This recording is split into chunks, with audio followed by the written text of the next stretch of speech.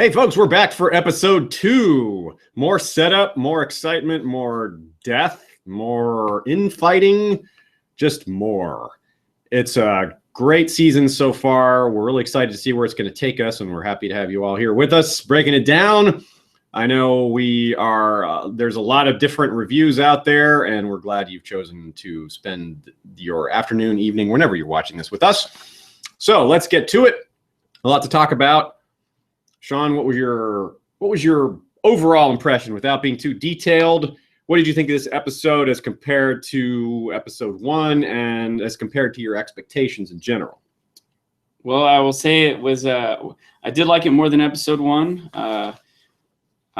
Generally speaking, I love the show and I'm going to be positive, but something you point out one time, sometimes it's easier to have an opinion about a storyline versus the show as a whole, because I'm really frustrated with the whole Doran thing. So that's an automatic up for this episode as far as I'm concerned. Actually, just to jump in there, and I was thinking about that a little more. One thing that's interesting about it is it's not just that these different storylines are different and they're so unbased on each other.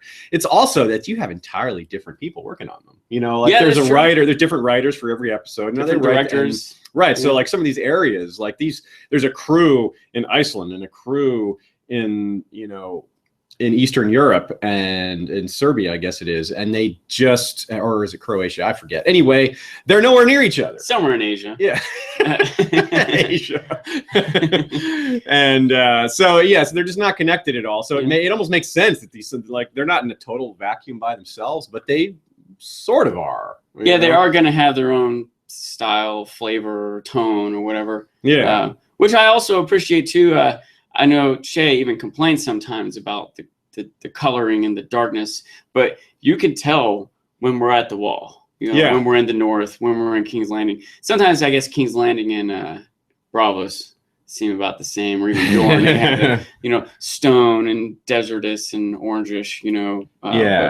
The coloring, the color grading really, at least as odd as it is sometimes, it does at least let you know where you are. Yeah. The north is definitely dark and blue. But anyway, I liked the episode, and it was not what I was expecting, I will say. I don't know, this is getting a little detailed, but I had an idea in my mind about what the confrontation between the Lannister guards and the mountain was, and it wasn't quite what I thought. I guess that was a pretty specific prediction I had, but it was along the lines. But it still didn't play out like I thought either. I thought they would yield to Cersei, and it was more setup, I guess. That's another. True. You get one more plot lines really getting built up. I'll talk about him a little more later. But yeah, it's just like, we haven't quite seen what he can do yet, but they gave us a little more taste. It went a little farther. Yeah, I was talking to a friend though, who we were talking about anticipating this episode, and he says, I think there's going to be another shocker. You know what I mean? I think there's going to be another big moment. No, there's not going to be. They're not going to kill another main character again in a first episode. Like, it's already outside the box to have such a big shocker in the beginning like that. They won't do that again. So I was just totally wrong. They're definitely, I don't know if it's an effort to like progress things or to keep us from guessing. Maybe they don't want to follow too much of a pattern. For the first couple seasons, there was this pattern of this, penultimate episode being pretty grand, but I feel like by the 4th season that wasn't necessarily true anymore. They still had a grand penultimate episode, but it was less about building up to that. It was just that episode's going to be big, but there's plenty of other before. The Hardhome episode was episode 8, right? I think killing Tywin was like a pretty epic moment, and that happened in episode 10. And so it's not necessarily predictable a pattern that they're following through, other than like people are gonna die. Guns don't kill people. George R. R. Martin kills people. This is still Westeros. Any way you spell it. Well, there is only one way to spell Westeros. Anyway, okay, so let's start with the first plot line. Like last week's episode, it started in the north. It didn't start at the wall. It started even farther north, but it finished at the wall. So we have north sort of as the bookends of the episode, and in between, we had a lot of King's Landing. We had Sansa and Theon. We had Arya. We had Meereen, though no Dany this time. And we had another one of the sort of fringe kingdoms. Instead of Dorne, we had the Iron Islands. And they're becoming less fringe. Well, maybe Dorne is going back to the fringes. It's kind of unclear. They were at least that plot line was referenced a little bit with Tommen and Jaime. But mostly the Iron Islands plotline stood on its own, and it's a bit more of the same kind of setup that we're getting in the other regions, and infighting leading to a new leader. I guess there wasn't much real infighting there. It was just boom and done. Now there's going to be some more to do there. We can tell, unlike with Dorne, we can be sure there's going to be more to come with the Iron Islands. They're not done there yet. They left it kind of hanging on who's going to be in charge. With Dorne, perhaps we're wondering who's in charge, but they didn't really leave it hanging on that point. It's just, well, it won't be Trystane and Doran. That's as far as what's coming beyond that, we don't know. So let's talk about where we started. Very exciting to see the return of Bran plus Hodor and Mira and the three-eyed Raven. And that's just all really cool. And boy, does it give you a lot of potential. Just imagine Bran can, if he's seeing these flashbacks, if he's seeing his own father and uncle and aunt at this time, then he can just see anything potentially. And so that just throws the door wide open. Talk about not knowing what's coming. We do have some idea of what some visions he's going to see based on trailers and spoilers, things like that. But we cannot assume that's all we're going to see. But let's start with what we did see. What did you think of that flashback of this would have been, I'm guessing, loose estimate, we're talking about the mid 270s. We're talking 30 years roughly, maybe a little less than 30 years before the start of the show / books, because the timeline is similar there. And so it's pretty far back, and there's a lot to get out of the scene, even though it's pretty short and not a lot of interest is actually said. It's one of those examples where, going against what I said last week a bit, it is a bit subtle. There's some subtleties in this scene, but the main points are not subtle, which is that staying in this vision too long is problematic. So it gave it a tinge of sadness, which I thought was really well done. What did you think of the scene in general? I liked it. One thing I will say, I was thinking about what you were saying about the subtlety of the show, where on one hand, I do agree that sometimes they're making sure you get something or pounding you over the head with something. But on the other hand, I think they are subtle, and it can be applied a lot of different ways when we talk about something, a work of film, a theme versus a plot point versus a costume design. There's a lot of different things to be more over the top or subtle about, but I think there's a lot of nuance in Game of Thrones, in addition to some clearness. Maybe I should have said that it's not a subtle show. I mean that it doesn't really communicate major plot points subtly. It communicates details very subtly. Yes, there's lots of great little details, but those details aren't necessarily a part of the main story. Like, for example, I noticed that Lady Walda, had a Bolton sigil on her chest, a actual metal figure of the upside down man on the cross, and those are just little things. They went through the effort of making that, and that's detailed. That is subtle, but there's nothing to say about that other than that's cool. That's a good detail. It's not like, oh, she's wearing that means that. It doesn't mean anything. It's just cool. Yeah.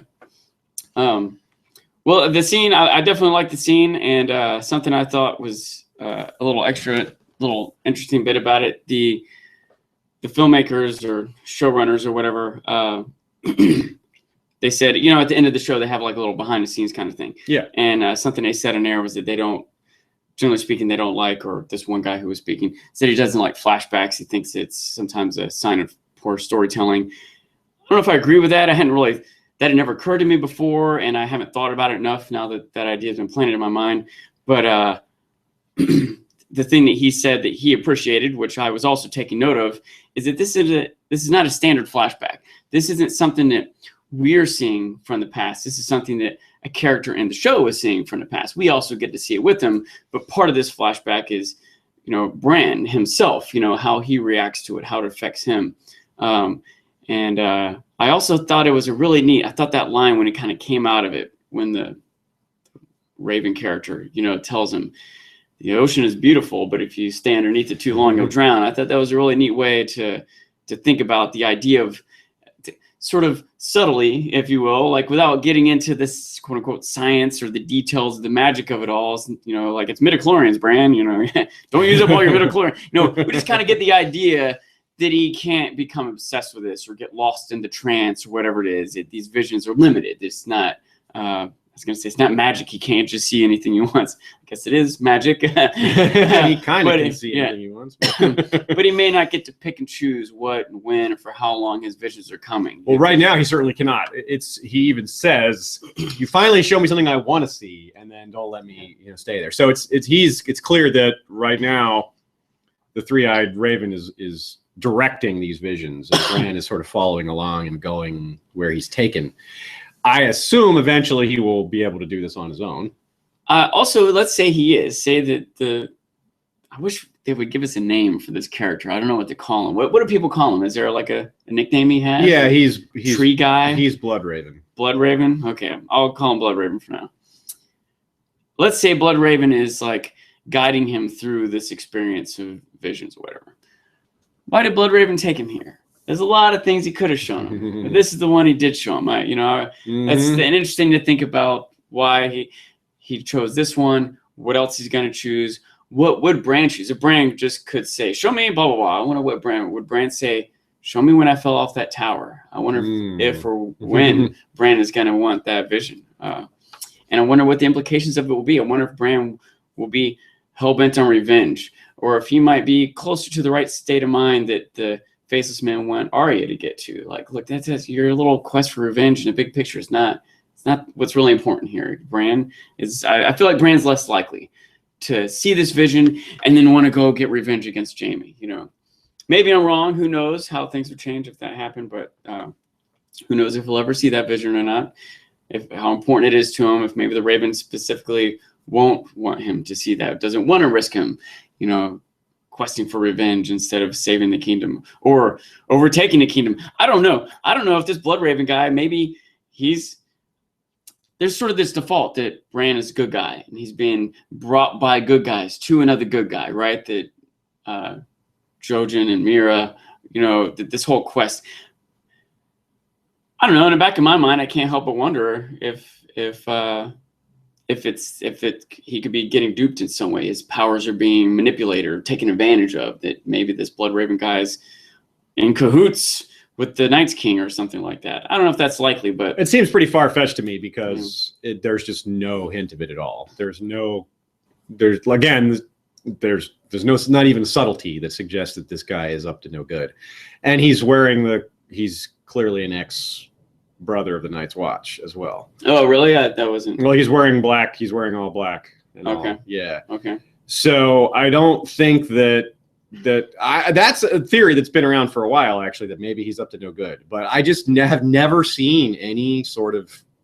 Yeah. It's just because it's an idea that happens. That's why it's not that there's anything that actually suggests it. It's just, hey, should we consider the possibility? But there's nothing to back it up. But my counterpoint is, what is there to suggest that he's good? Well, maybe there is, but I haven't. Well, there's plenty. There's plenty to suggest that he's good. Is that he's talking about fighting the White Walkers. He's talking about preparing him for this great war. Okay, yeah. I'm trying to think of that. In order to think that he's not being prepared for something good, you have to think that maybe the White Walkers are not evil, which is also a really tough sell. Right, but maybe they are preparing to fight the Lord of Light, But there's just no indication of that either, right? Like this is all just kind of out there. It's possible, but we've seen nothing to confirm it or nothing to back it up. So I don't know. I tend to like to stay aware with what we have, what we know.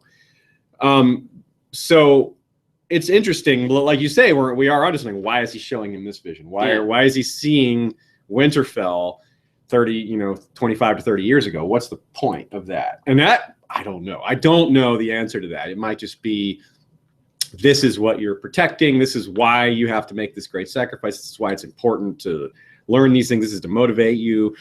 Families like this will not happen if the White Walkers, run wild. Maybe it's even just for morale, just to like keep his spirits up or something, Yeah, potentially.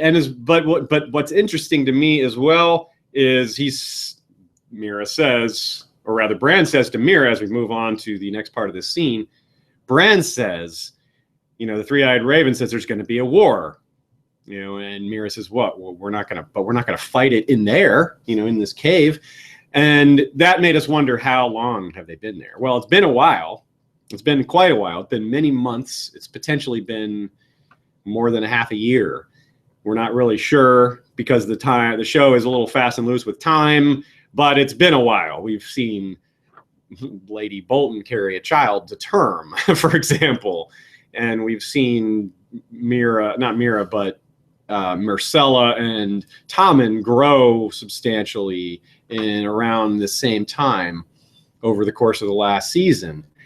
Except for Gilly's baby not growing at all, there's been a lot of time. It seems that time has passed everywhere else. So it seems that you can kind of understand why Mira is a little like, what the hell am I doing? I'm just sitting here. I'm doing nothing. She's just depressed about her brother being dead, and she's just probably feels useless. Even if they've only been there, let's say they've only been there for 3 weeks. What's she been doing for 3 weeks? Just sitting around, twiddling her thumbs, thinking about her dead brother, wanting to go back home to her family and her dad while Bran's just half unconscious.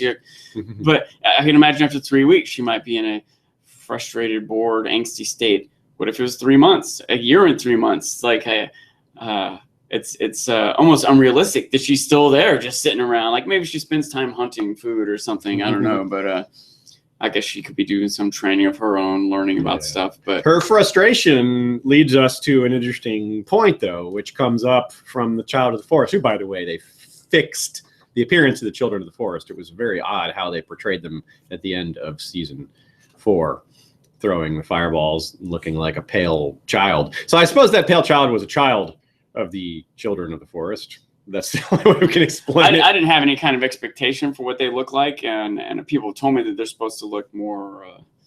They're not supposed to look like pale tiny elves. That's for sure. But I can imagine it being that maybe Children of the Forest might be a broad term that includes many races that look different, or maybe even there's some sort of enchantment, and the closer they are to this tree, the more natural they look, and the more time they spend away, they adjust to look more humanoid. I think that's just or something. I think that's just coming up with an explanation to explain a continuity error. Like they just changed. I mean, I don't think we need to explain it. It's clear that they just didn't. They either weren't happy with what they did, or they decided they did it wrong, or some combination. Or they got a better budget, or well, they definitely got a better budget. That's for sure. They spent it in that way. It's kind of the same as how some actors have changed. They just had to switch people out just for real world reasons, and for whatever reason they made that change. It's kind of odd to have that change, but I like it because it is more what I was expecting them to look like, and I think this looks better too. Regardless of my expectations, I think this just looks cooler. So we can just, like you said, it's appropriate to imagine that they just don't all look. There's variety in how they look, and that's fine. You can imagine that one's a lot older than the other. They change over time or something like that. Without it, that doesn't even have to require some sort of strange magic. So one interesting thing about that flashback as well, before we move on and talk about a few other details regarding it, is the movement of the plot alongside the concept of this war coming, and the fact that Bran and Mira are apparently going to be leaving the cave. That was a big question, whether Bran would just stay there forever, whether he's going to be part of the tree, part of the network, etc. Whether that's going to be permanent, whether it's going to, he's just going to grow as part of the tree, and that's that. But this Child of the Forest indicates that he won't be staying here forever, and that he's going to need Mira when that time comes. So say you do have a part to play. Well, that is fascinating to me, because I was of the mind that he would never be leaving, or that at least there was a strong chance. Did that mean anything to you, or had you ever really thought about it in those lines? I hadn't really thought about it in those lines, but when I think about it, this is sort of what I expect. When I was watching the show, this is what I kind of think is he's going to stay and she's going to leave. It's hard for him to travel around, but it seems like there's clear potential for him to have an effect on things without being on a horse with a sword. Does that make sense? Yeah. He can get absorbed up into this tree and take over the role of the three-eyed raven or whatever, and maybe manipulate, have visions, communicate, whatever it is. But she can't just stay there and wait for whatever, she's going to go be part of the action, Yeah, definitely. And I think it'd be neat to follow her character. I think it'd be neat for her to be a new person that we're following the adventure of. I think her character is intriguing and even more so. And I'm hoping this scene was kind of setting up more of her as an individual character, not someone attached to Bran, a character on her own, Also, by the way, I feel like her dad is still like a character that's out there with some kind of relevance. And maybe he'll come into play too. Maybe that'll be part of how or why she'll return to him.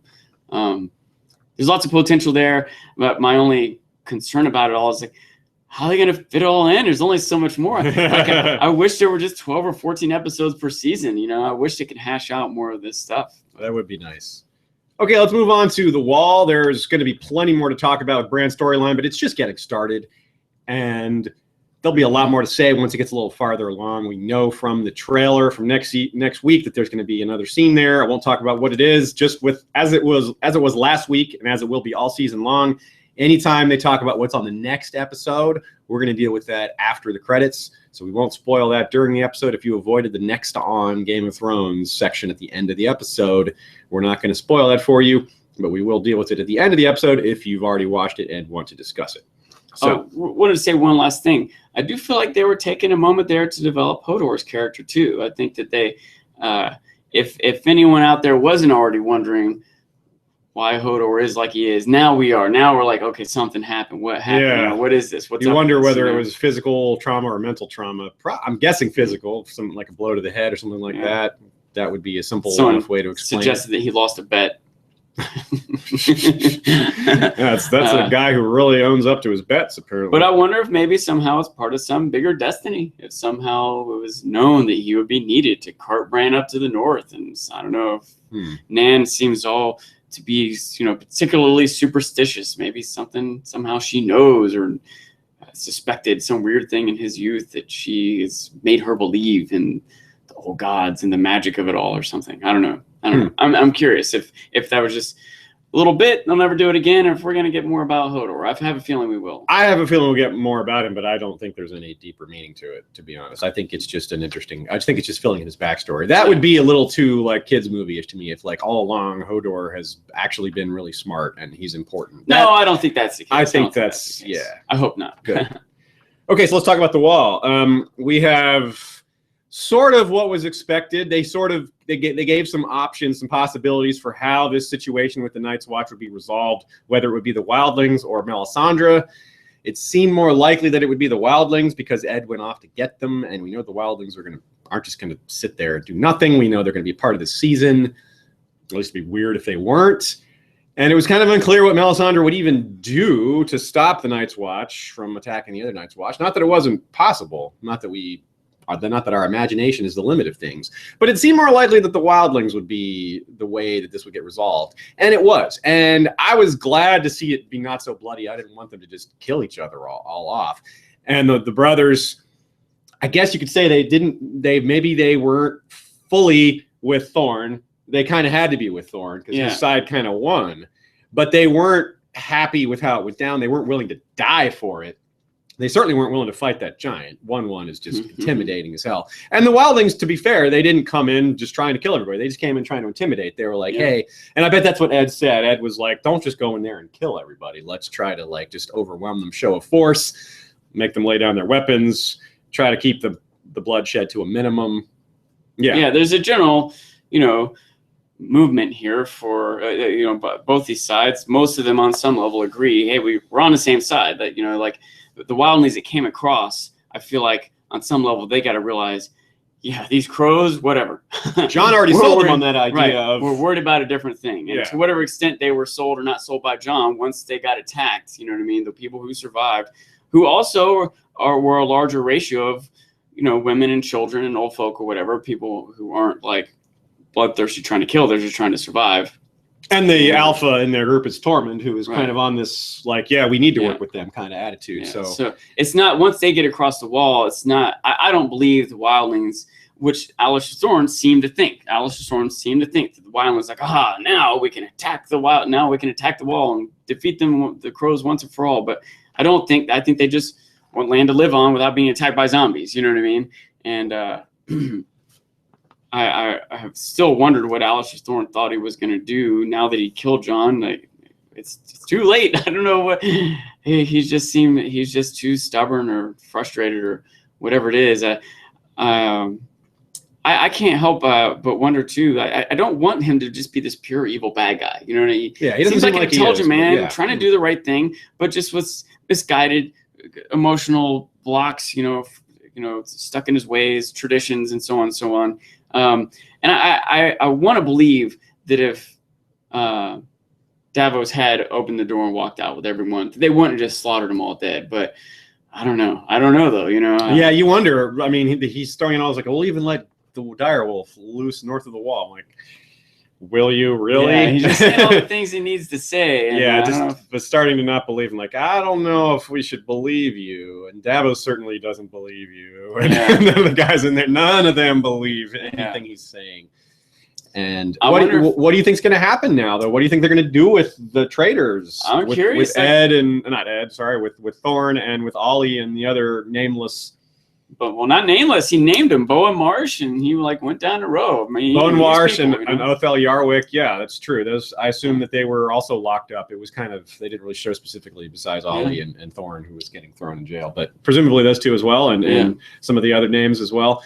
It's hard to say what's going to happen now. Like, what are they going to do to them? Are they just going to be trial and executed chop off their heads, including the little kid? You're going to chop his head off? What are you going to do?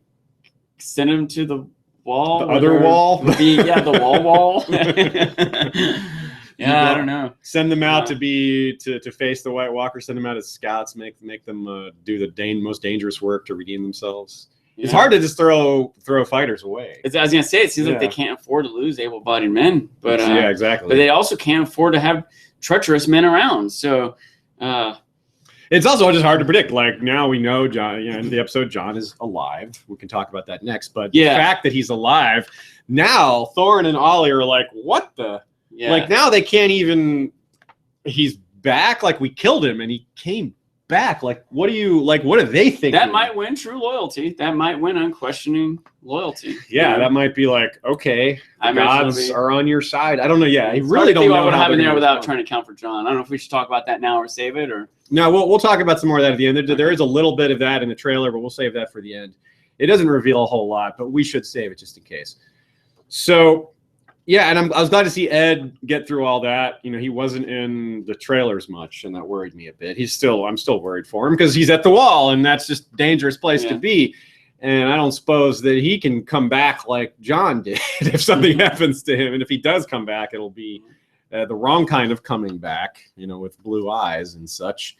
So it's just, it's just a strange thing, and it's hard to predict how people will react to magical events. Like, you can't try to guess. I want to clarify what I meant was I don't necessarily want to talk about what we think for the next episode based on trailers or whatever, but more so do we want to talk about the scene with Melisandre and John? Oh yeah, we do. We can do that. Because trying to think about what's going to happen with Alistair Thorne and these men that they locked up or whatever is connected to, John.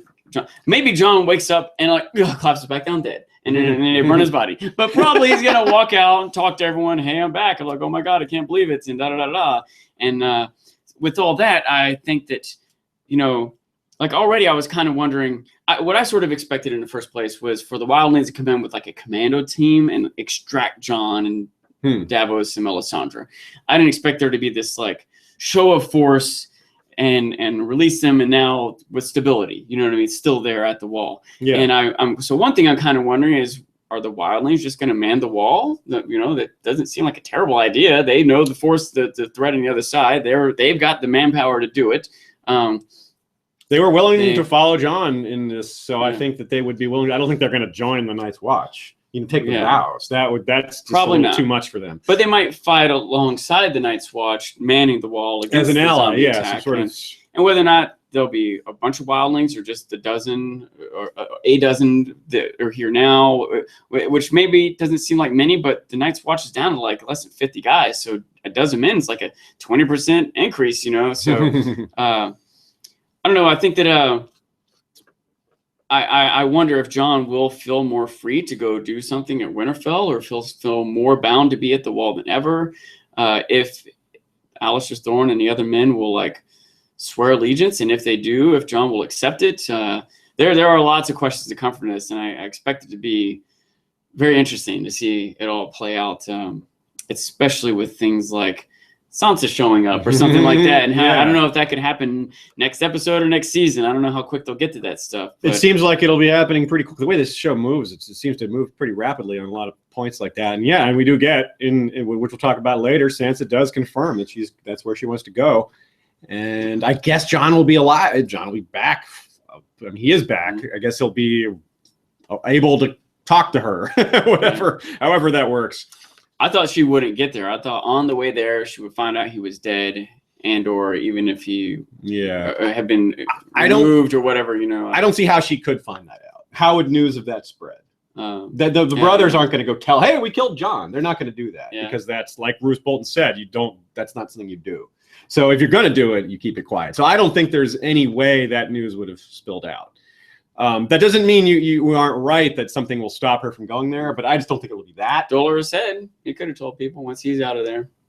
Could have spread through him. He tells the wildlings. The wildlings, sure, some of the wildlings might have found out. That's possible. But then you'd think that the news would, that just happened. Yeah, right. She wouldn't know yet, but they're not going to get to the wall in like a day. It's what I'm saying is that news that he's back will spread as well. Right, exactly. That'll also happen. That might even spread faster than the news that he died. Because it's like the news that he died may never even come. Right? Yeah. Someone dying is like, okay, well, people die. Someone coming back from the dead, that is news. That's like someone coming back and talking and not being, not coming back from the dead trying to kill other people. That is not so normal. Let's talk about the actual resurrection when we come back from the short break. What did you think about the actual resurrection? To me, it lacked fanfare, which is fine. It doesn't actually have to have fanfare. It would be kind of cheesy if like all the music, like, oh, he's coming back. Ooh, John. I mean, we kind of expected it. So like, it would be silly to give us all this fanfare on something that we kind of saw coming. Yeah. So on one hand, but on the other hand, I maybe did expect a little more, but then I reflected on it and I thought it was a little awkward that she just didn't know what she was doing and it worked.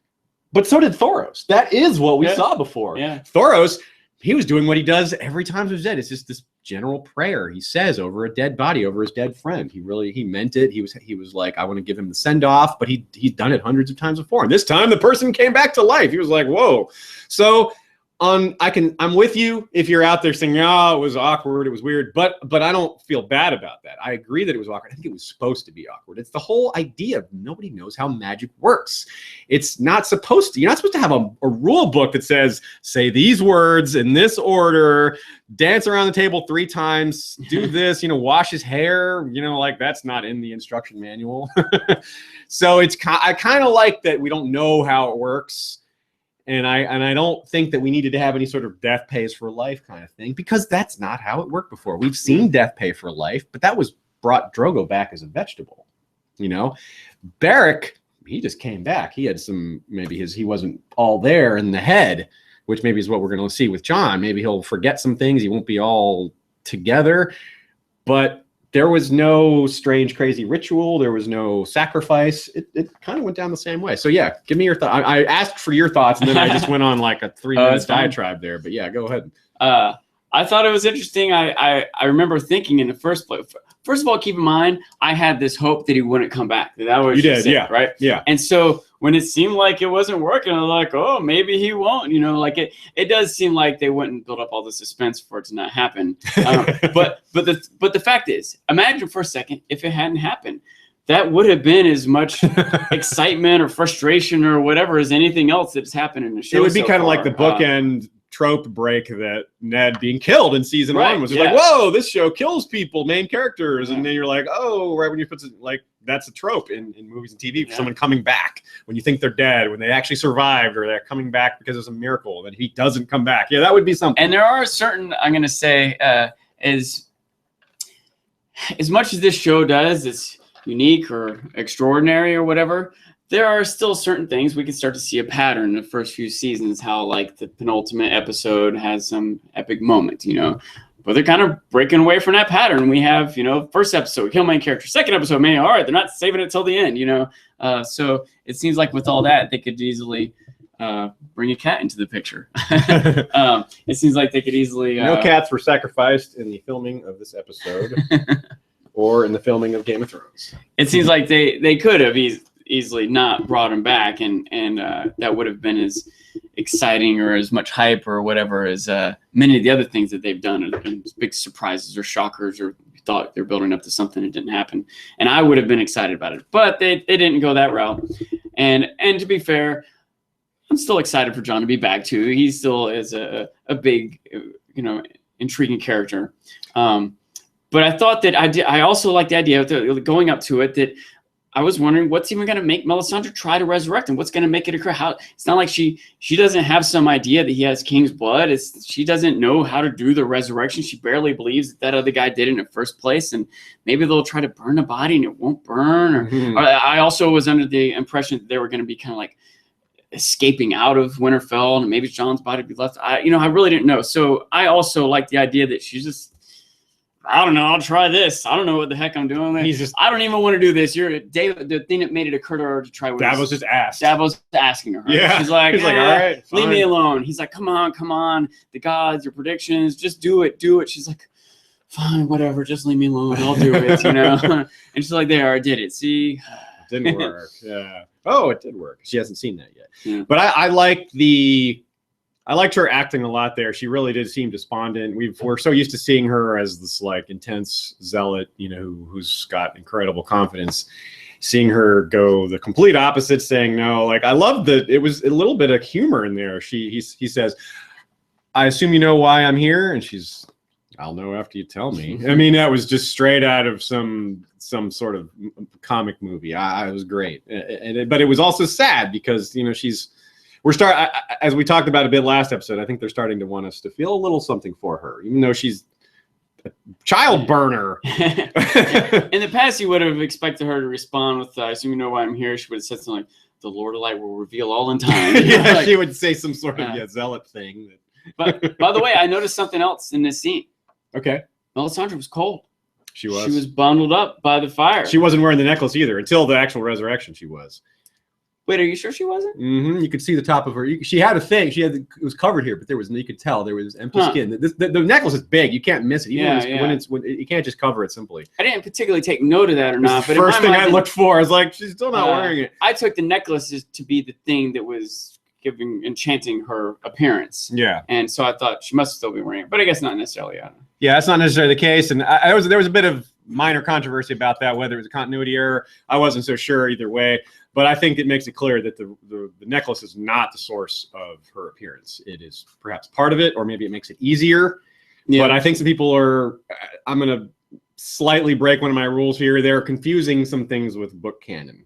The books have more hinted at that, even without saying it outright either, that is necessary. So I think some people think that because of that they assume it's true in the show. The show has not made it that way, and we do not need to assume that the show is the same as the books. They're not. They're very similar. They're not the same. So just because it worked that way in the books does not mean, well, might work that way in the books. Again, it's not 100% clear. So I think that's where that confusion came from. I don't think so. Now I will say officially, I do not think it was a continuity error. I think they simply are not going that route. The necklace is just part of her look. It may be part of what enables her to look different, but it is not the thing. It is not the crucial focus. At the same moment, she's physically disrobing. She might also, which would include taking her necklace off, she might also decide to disrobe her enchantments or whatever. Yeah. So that's my take on that. So do we have anything more on this scene, or this is still another big setup? It's a huge piece of setup. Just the fact that Jon is still a character, and the fact that there's a resurrection, a real resurrection, that a lot more people will be exposed to the fact that this can happen. It's funny that really only this small group of outlaws in the Riverlands has seen this, and we've hardly even seen them once they saw it. They're the only ones besides Arya and Melisandre did see it, and a few others. That's it. It's this, but I think news that this kind of thing is possible is going to start spreading more. And what kind of impact will that have on Westeros in general? That's going to make people a little more religious. It's going to be more like belief in the supernatural. There's going to be, how's that going to affect people's belief in the Seven? I can see it just, some religious upheaval. On one hand, I could see that, but on the other hand, I could also see it blowing off. I could also, more tales from the north. Yeah. Those silly Northerners, there are already people aren't giving credence to the zombies that are coming. That's a good point. Trustworthy people have warned other, Tyrion has gotten word from the north, from people he knows and trusts at the north about this. And he made an attempt to tell other people, and they weren't listening. So he's like, oh, well, and he didn't follow up. He's not warning Dany about it. You know what I mean? Even Tyrion doesn't seem overly concerned, That is a very good point. It's not until it's in your face. You're not. They need to see it. Yeah. So maybe some of the, like we talked about the Boltons briefly. They're not concerned about any of this. They don't even they have no idea. And of course, like you said, if someone did throw that out there, they would think, oh, it's just them. They're trying to get help. They're exaggerating. And that's the world they live in. People do, when you hear stories, you believe that it's the game of telephone come to life, where every story you hear from far off, you have to expect it's been exaggerated. I mean, if you get a raven, from a trusted source, that's one thing. But if you hear rumor pass through 10 different people before it got to you, you can't expect that it's about truth. Something that's so fantastic in the first place. Yeah. Now, here's where it might cause a religious movement among the wildlings. Tormund might be like, whoa, holy crap. He was the first to dismiss it. He might be the most adjusted by the realization of it being a truth, Yeah, maybe. They've seen the dead walk, the wildlings have, but they've never seen the dead. Well, as far as we know, they've never seen the dead come back normally and still be who they were before they did. They've only seen these animated bodies. So to them, that's a whole different thing. That's the whole and it should what be is this? A little bit more adjusted to mysticalness, if you will, because they had a warg, and he could see visions through the raven and whatnot. So it doesn't sound as fantastical to them, the idea of magic stuff happening around them and to them, but this is still a step farther. Oh, for sure. They've been all those other forms of magic they're at least used to, like you said, the skin changing, the warging.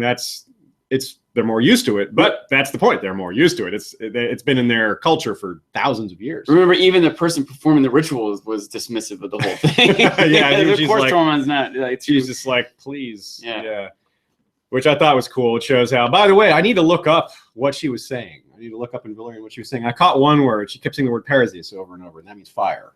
Okay. So she's saying, fill him with fire, give him the light of fire. I don't know.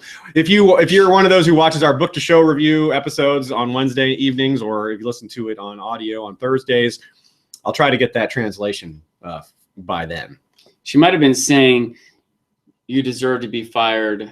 It's about time they fired you. I'm surprised they didn't fire you sooner. You did a bad job. I hope you don't get fired again when I bring you back to life. Okay, let's take it south. Let's go to King's Landing. We'll be coming back to the north to talk about the Boltons and Sansa and Theon, but let's go to King's Landing for a while. Let's change it up. Now, there are some subtleties to this scene. I think what we saw with the scene with the drunk guy getting his head smashed in by Robert Strong, or by the Mountain, rather. I think that is kind of a clever scene, although it seemed like a throwaway scene. There's not a lot to take out of it, what actually happened. I think the implication is important, and that's that Cersei is still being Cersei. She's doesn't take insults kindly. She's vicious. She's starting to be powerful again. She's starting to use her power, starting to exercise her authority again in the kind of dirty, dark ways that she does, kind of petty things. What does she care what this guy is saying about her? Why does it matter? Well, it doesn't, but that's how Cersei is. Tywin would ignore it. Tywin would say, the lion is not concerned with opinions. If someone said that to his face, he would have to take action, because this is how things are. But just what they're saying in the gutters, Tywin wouldn't care. That's a big difference. That's a lesson she didn't learn from her father. And I think that's what's happening here, because other than that, it's just this. I'm not sure. I'll have to go a little deep to tell you why I think I disagree with you. Okay. I think one thing that scene does is show us how the people on the streets, how it did have an impact, how Cersei has less respect now among the people or whatever. I agree. Maybe that was part of the Lannisters in general. Good point. Another thing that it does is show just how powerful the Mountain is. You just can't. He's just like, he's a different thing, Like, he's a whole other level of strong. Yeah. I don't know if you remember, but going back to when they were building up to the duel between him and Oberyn, that I liked the idea that he would win, because I like the idea that I think I might have said Tywin specifically, but the Lannisters just have this unstoppable force. They just have this trump card, And for a split moment, it looked like Oberyn took him out. I was like, well, I guess he's not indestructible. But then sure enough, he won after all. I'm like, I'm not sure if that's what I wanted, really. I know I said it, but but then he does. He is back again. He is this unstoppable force. And I think now it still might be showing what you're saying, that Cersei's like back to her old ways, but it might be. I think it's still showing those two things that I'm saying. One, depending on the street, which they've already established a pattern of showing us that on some level matters, right? Yeah. We saw Tyrion and Varys trying to get Penny in the street, Dorian not knowing Penny in the street. Okay, so, and it also shows the power of the mountain. Now, what I think, the reason I'm disagreeing that it's showing Cersei being back to her old tricks, and I'm not necessarily saying it wrong, but this is just a thing I'm thinking about. Going back to last episode, it's something I forgot to bring up last episode. Cersei didn't blame anyone. I remember watching the episode when Jaime's sailing up with Myrcella, and you're like, oh, and she's like realizing, oh, wow. What I was waiting for is her tirade. This is your fault, Jaime. You failed me. You're her father, and you couldn't even da-da-da. Those damn Martells, we're going to take those da-da-da. But none of that. It was the prophecy. She blamed it on the prophecy instead. Right. And with minimal emotion too, maybe some sadness, but not anger, not blame, not vengeance. It was despair. Yeah. Right. And so it makes me think that she wouldn't, be hell-bent to go punish the random dude. I don't even know how aware she would be. You know what I mean? I don't know. Maybe. I'm not so sure of it. I can't help but wonder if Cersei has a new leaf turned over. Maybe she's holding it all inside, and more wrath than ever before is going to come out before this season's over. But maybe she has calmed her tempers. I don't think so. And I think that what we got from the Tommen scene with her is that Tommen is finally coming along to her way of things. She's like, I should have done this. I should have been stronger. I should have done what you taught me to do. And I thought that was, even though she didn't show it in her face, I think that was very validating for Cersei. She's like, okay, now it's on. My son understands. He understands that we have to be vicious, that you have to be brutal to make, you have to rule with fear. You have to do these things, or else, because it's a dog eat dog world, and you are a lion eat lion world. And that's just how it is. I have some thoughts on Tommen too. Okay. All right. I wonder how vicious he really has come to be. You know what I mean? Yeah, I wonder if it's just talk. Right. Does he really have the stomach for it? Partly what he's saying there is kind of like Jaime with Cersei. He's saying what he needs to say. He's trying to support her. He is realizing his errors. He is wishing he had done something different. But the whole time I couldn't help but compare and contrast him and Joffrey. Remember how he snapped at Jaime a little bit there? And he almost immediately apologized. He calmed back down, apologized, and then also explained himself in a very introspective way. Like evaluated his own thoughts and his own actions, thought about what he could have done. So completely opposite of Joffrey, right? Joffrey is in denial about his real self. He puts blame onto other people. He won't address any real emotion. He won't apologize for anything. He will only snap. Tommen is the opposite of his brother. And so it kind of makes me think that Tommen might have realized he has burdens that he doesn't want to face up to or will have a hard time with, and realizes mistakes that he's made. But I don't know, and in his mind would rather have done all these things that seem bad at the moment than have this bad thing have happened to his mom. But I wonder if he necessarily is going to go on a bloodthirsty tirade now, or if he's still going to try to find the peaceful route.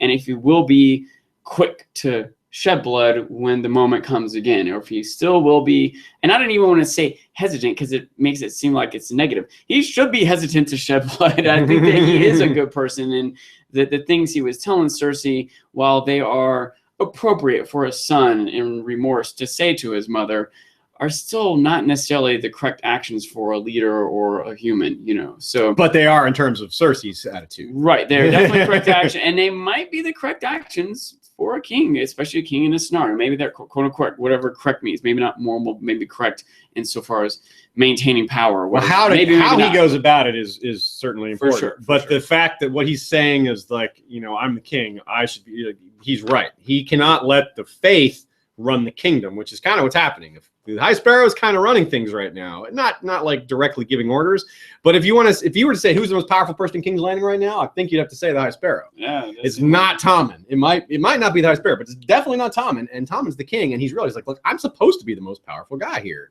and I'm not. What the hell happened? I need to be doing that. Can you help me? He asks his mother for help. He knows that she's quite capable of that. And another detail comes out talking with Tommen, which I thought was interesting, and it helps clarify something that we weren't sure about last week.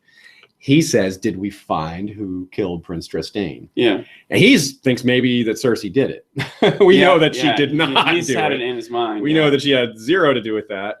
But he's right that it is the kind of thing she would do. He's like, oh, did you think she would do? Jamie does like, she wouldn't do that. Like, yes, she would. I'm like, yes, she would.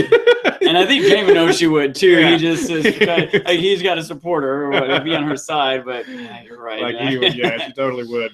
But he's also right that she didn't do this particular thing. So that's still kind of up in the air. What's going to happen as a reaction to that? But it's interesting that other people will maybe believe it was her too. Yeah. If Tommen is thinking it and nobody knows the truth. Especially if that's how the Sand Snakes wanted to set it up. You know, Yes. if they make an active effort to make it seem that way. And it makes so much sense. I mean, Myrcella's dead, then Trystane dead. Like, it just fits. Yeah. Like, from a distance, it's like, oh, the princess was killed and her betrothed was killed too. It must have had something to do with it. You know, like, that just all just from a distance, anyone hearing about this rumor, it will seem to fit, lacking better detail. So I think that's pretty cool, and I'm wondering where they're going to go with that.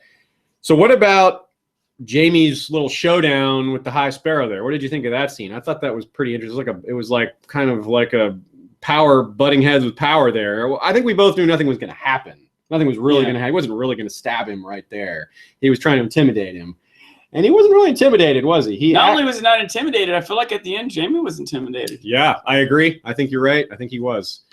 I think he was also intimidated by the fact that he couldn't intimidate the High Sparrow. Right, He was like, I'm going to be like alpha with this guy. Which is another thing we keep seeing that, by the way.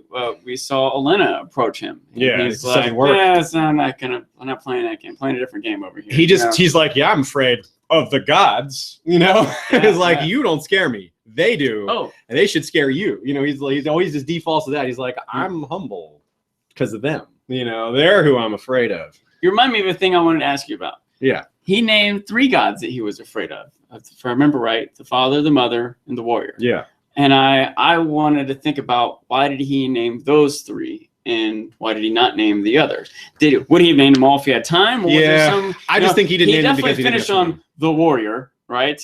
And I think it was just to get the point across. He's like, Yeah. I am afraid, you know, the names, and Jaime's like, he doesn't need to name them all for Jaime to get the point. Yeah. I honestly don't think there was anything to that. I think he was just naming them just to get the point across.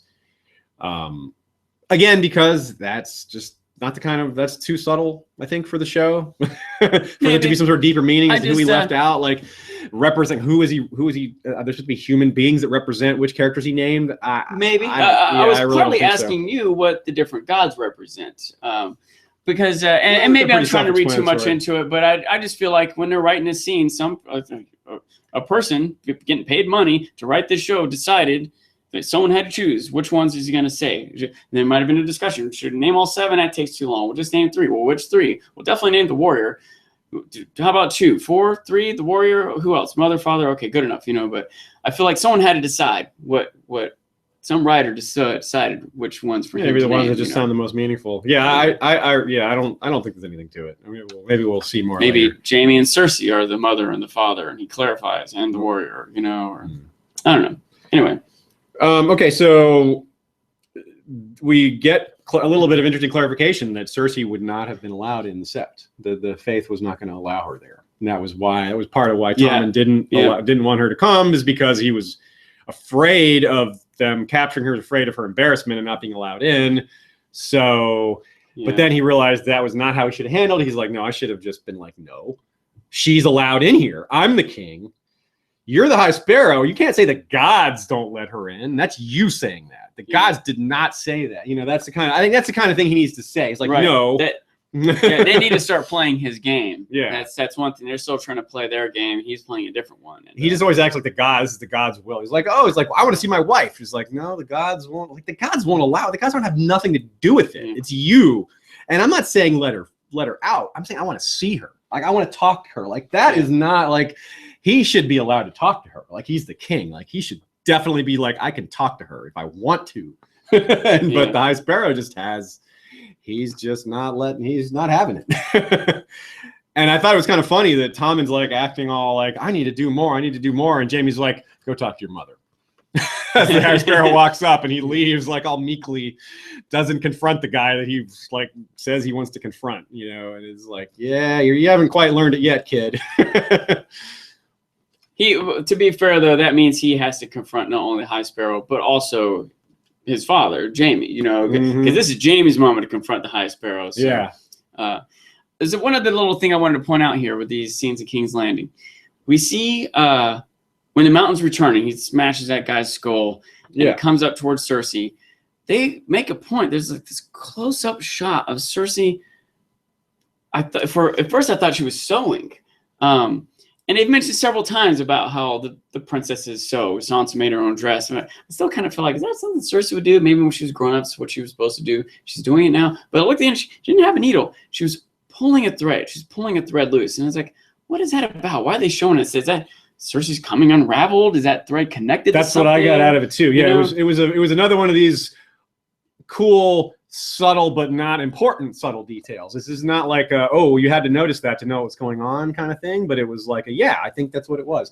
Both times she's approached in her scenes there, she's looking at something. She's pulling the thread, and the one in the next one she's looking at the coin, the necklace coin that was Marcella's, the one that was sent back as a threat, all that. So she's definitely, this is what she's thinking about. And I wonder if the garment that she was unraveling, maybe that wasn't one of Marcella's garments potentially, or her own. It was kind of, I thought she was holding something else. So, by the way, she also asked a question when Tommen returned about Marcella. Oh, which dress was she wearing? The red or the gold? Yeah. And remember, the prophecy is they'd be shrouded in gold. Yep. And remember when he said gold, she like tossed down the little trinket. You know what I mean? And like she's like, yeah. Prophecy's coming true, and here's my son. And I like that in my mind the whole time this conversation's going on. I'm imagining that Cersei's thinking, "You're dead, son. I'm sorry." Like the whole time how could she tell him? What can she do about it? Just I feel like all her thoughts are probably clouded by what she feels like is this inevitability of her son is also going to die. I think that's part of why she wasn't more like fired up about him coming around to her way of thinking. He's like, Mother, I should, can you help me? Can you do that? I need to learn how to have more spine, how to be more vicious, how to like be a lion. And I think she would have been more excited about that if it weren't for that. But she's also like, but you're just going to die. And so that to me is part of why she's just so like, she is going to go off the rails, because she has nothing to lose. She's so intent on that this prophecy is real and that Tommen is doomed. And what else? What could she do about it? Nothing. From her point of view, nothing, I suppose. So maybe just do as much damage as she can. And I thought it was interesting, too, that she was sitting there waiting for the Mountain to return. And she kind of saw the blood on him and kind of knew, like, I guess, well, he did what he was supposed to do. And then immediately goes to try to see Tom, and she was waiting for him.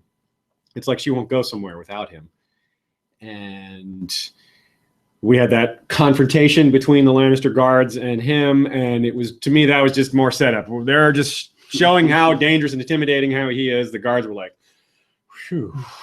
They were like, they flinched when he put his hand on his sword, and he just looks so spooky and scary. That's the thing that the books will never be able to make him as scary as he looks. Even if he had a big smiley, jovial, happy, charismatic face, I'd still, please don't kill us. It's so huge. It's really, so I think I'm just excited to see him in full action, which I can't imagine is too long away, but not quite yet. Just another little tease. Good job there, show, getting us excited for that. Okay, so what else? Do we have any more for King's Landing? Did you have any other thoughts on King's Landing?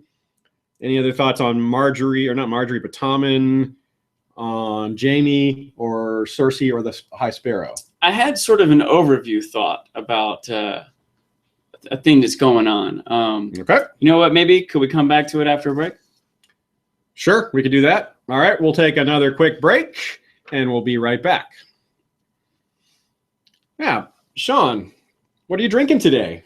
This is actually a mix of a berry juice, one of those naked drinks, and a Blue Mountain Dew. It looks like brain material, though. It just looks like you're drinking fuzz or you're drinking TV static. Gray matter. Yes, I am drinking ordinary Dr. Pepper in a commemorative Braves John Smoltz cup here that I got from the ballpark. And it's filling me with sugar and caffeine for this next hour, which we are still talking about episode 2 of Game of Thrones. Having a great time. Thanks for sticking with us. There's plenty more to talk about. There's so much in every episode. Again, I repeat myself, what I said last week. I do not know how people spend only a little bit of time on this. Everyone's fandom is theirs to enjoy in the way they enjoy it, but I prefer the deep dives, and I'm glad that there are so many other you out there who feel the same way, that like diving deep into the material like we do, because it's a lot more fun when we have people to share it with. All right, so let's move on. Sean, you said you had more thoughts on... Yeah, this is sort of an overview thing I've been thinking about, and it's kind of coming to my mind as we're talking about Cersei and King's Landing, how things are playing out there, Jaime in a confrontation with the Sparrow. I feel like generally a thing that's happening with the show, like if you kind of take a step back and look at the big picture of everything, I feel like, and this is also kind of coming off the heels of stuff in Dorne, I feel like what's happening is we're seeing the Seven Kingdoms splinter apart. Yes. And every kingdom fractured. So we saw the North break away, the Iron Islands broke away, Dorne is clearly broken away. I feel like the Vale is on the edge of breaking away, like Littlefinger's willing to turn, you know, and the Riverlands are only there through loosely through a marriage and conniving. They're if they, I don't feel like the Riverlands are really part of the kingdom. They're just loyal to the Lannisters at the moment, who are loosely in control of the kingdom at the moment. They're smashed to hell anyway. The brunt of the war, of the fighting was there. They're beat up pretty badly. All that Gregor's Reaving was in that area. Right. The Stormlands, I guess, are, I don't even know who's in charge there. I imagine their resources depleted. All the leaders of them have all taken all the resources, gone to war, and all lost and died. And so the kingdom is falling apart. And I sort of expect in the big picture, you know, Dany will swoop in and reunite everyone. Literally, yeah. But in the meantime, what's going on is we're getting glimpses into the different areas of the kingdom. We see the North, we see the Wall, we see the Vale, we see Dorne. We kind of expect we'll see the Iron Islands. We haven't seen, and I don't quite see how we're going to see Casterly Rock. Except that maybe this thought I have, Lannisters might have to flee King's Landing. Depending on how much more out of control things get, and it doesn't seem like they're improving. It seems like they're degenerating. Yeah, I agree. I think it'd be neat if the Lannisters were just literally run out of town and had to retreat back to get to Casterly Rock, and then we got to see that part of the kingdom. That would be awesome. And Casterly Rock is apparently an impenetrable fortress, never taken by force. So that would set up an interesting scenario of, well, how do you get them out of there if you need to get them out of there? That, I guess, would be a ways away. But that's a great thought. And I hope we see Casterly Rock in the show. I think it would be really cool. George R. Martin has described it as a lot like the Rock of Gibraltar. You can look that up. Although, in his mind, Casterly Rock is bigger because in fantasy worlds, you base things off reality and then just make them bigger. That's almost a direct quote from him. With that same, like, make them bigger in their eye. That gleam of, that mischievous glint of, haha, it's fantasy. I can do what I want. So I can kill anyone. Yeah, you sure can. So speaking of Lannisters, we can talk about Tyrion now. Let's talk about the dragons and Varys and his little chat there with the others at the council meeting, whatever you want to call it there. The scene itself, Tyrion letting the dragons free, to me it was a little bit like Melisandre's The Resurrection, which was that there was just nothing to it. There wasn't really any trick. It was just, I'm going to go in there, I'm going to show some fortitude. Part of me didn't like it, and part of me did. I'll break it down both ways, and then you can give your thoughts, and maybe you're similar or not. I liked that there wasn't some big fancy trick, because I think that would be cheesy. Like, I don't want him to just like know some special word or some sort of thing. I thought maybe he was going to win them over with food, but they weren't eating. So I think letting them free, showing them that he's a friend, that was kind of cool. Work with the animals. But I think in the real world, there is something to be said for animals sensing your feelings. Like a dog will growl at someone that's afraid because they can sense that fear, and animals are very sensitive to that sort of thing. So if Tyrion goes in there and he's brave and he's putting, he's like, I'm showing my strength. I'm, coming in here Animals will respond to that. I think that, and I can kind of get with that. On the other hand, it was a little easy. It was like he didn't have to really do anything, but they at least set it up with saying dragons are smart. They have they have a thing. And on the other hand, if he's saying, well, they haven't eaten in months, well, that makes him a little bit safer, right? He's like, well, they haven't eaten in a long time. Well, they're not just going to eat me. They're not eating like this fresh meat thrown in front of them. They don't even want that. Like that at least says to him, well, they're probably not going to eat me because they haven't eaten anything. So I'm like, okay. So I think I have an overall positive feeling for the scene, even though at first I was like, but I do like it upon reflection, and I'm curious where they're going with it. What about you? I overall did like it. I also thought it was good the way they kind of set it up with them being intelligent. Yeah. And I even wonder if maybe they can understand language. They might not have the proper vocal cords to communicate back, but if they're intelligent, maybe they can learn what at least words the tone mean, of voice is something, And for sure, by the way, in the real world, the idea of like animals sensing fear or something like that, it's not really mystical. I used to kind of blow that off, but I realized it is scientific. It's facial expressions, body language, it's subtle things. And smells even. Yeah, like and every emotion is pheromones, a brain chemical, and a dog can smell that. But it's something that we do too, that we, without even realizing the subtleties of how our eyebrows and noses and lips and tighten, our ability to read all that is greater than we realize, and it's as great in animals as it is. And there's been a lot of times when animals could do some amazing trick, and scientists are suspicious that the owner's manipulating it, and usually they figure out that the animal isn't magical and the owner's not manipulating it. The animal's just reading some cue that no one could even detect until it was studied on camera in slow motion or whatever, just some subtle natural thing someone was doing without actively being tricky. But we give tells when we lie or whatever. They're getting better at analyzing that with facial recognition technology that's making Snapchats that can also be used to film people in interrogations. And he's lying. They can just know it. Just to like the way your eyes move, like whether they go up or to the left, up or to the right, down to the left, down to the left. That can tell you that there's a mechanical explanation for why the way your eyes move when you're thinking, and it is because of which part of your brain you're accessing. Yeah. It's something I learned from being a poker player a long time. There's these tells. That's why people at a poker table, that's why sometimes people will just ask a silly question that they know the answer to. It's not that they don't know the answer. It's they want to see how the answer's like, where do their eyes move when they're answering this question? Where do their arm move? All these things. They're trying to get a reaction. Any sort of data is data. And then animals are very keyed into that. And I think that's pretty cool. They hide into that. Also, along the lines we were saying, human facial expressions do not differ culture to culture. They are universal. Disgust, surprise, happiness, joy.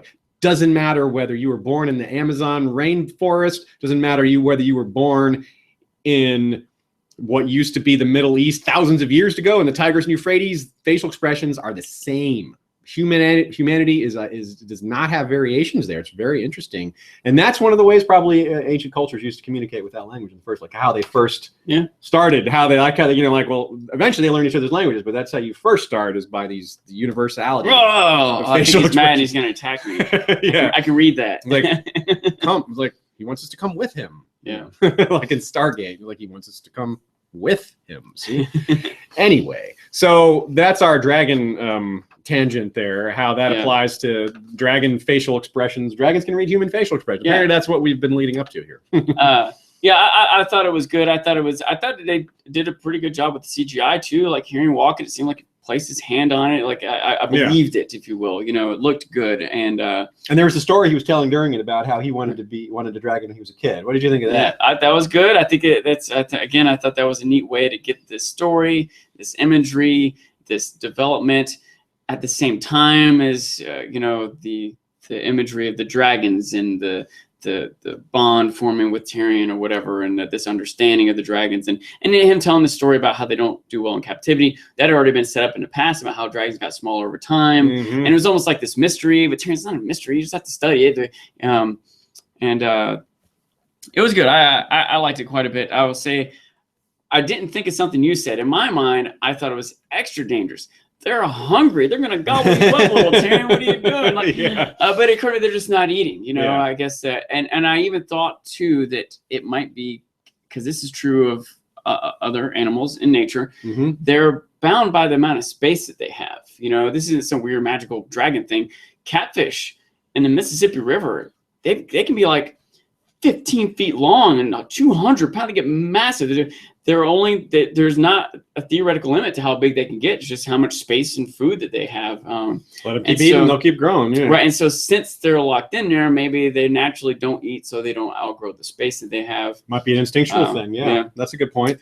And also, I think that there is a little something to be said for just depression.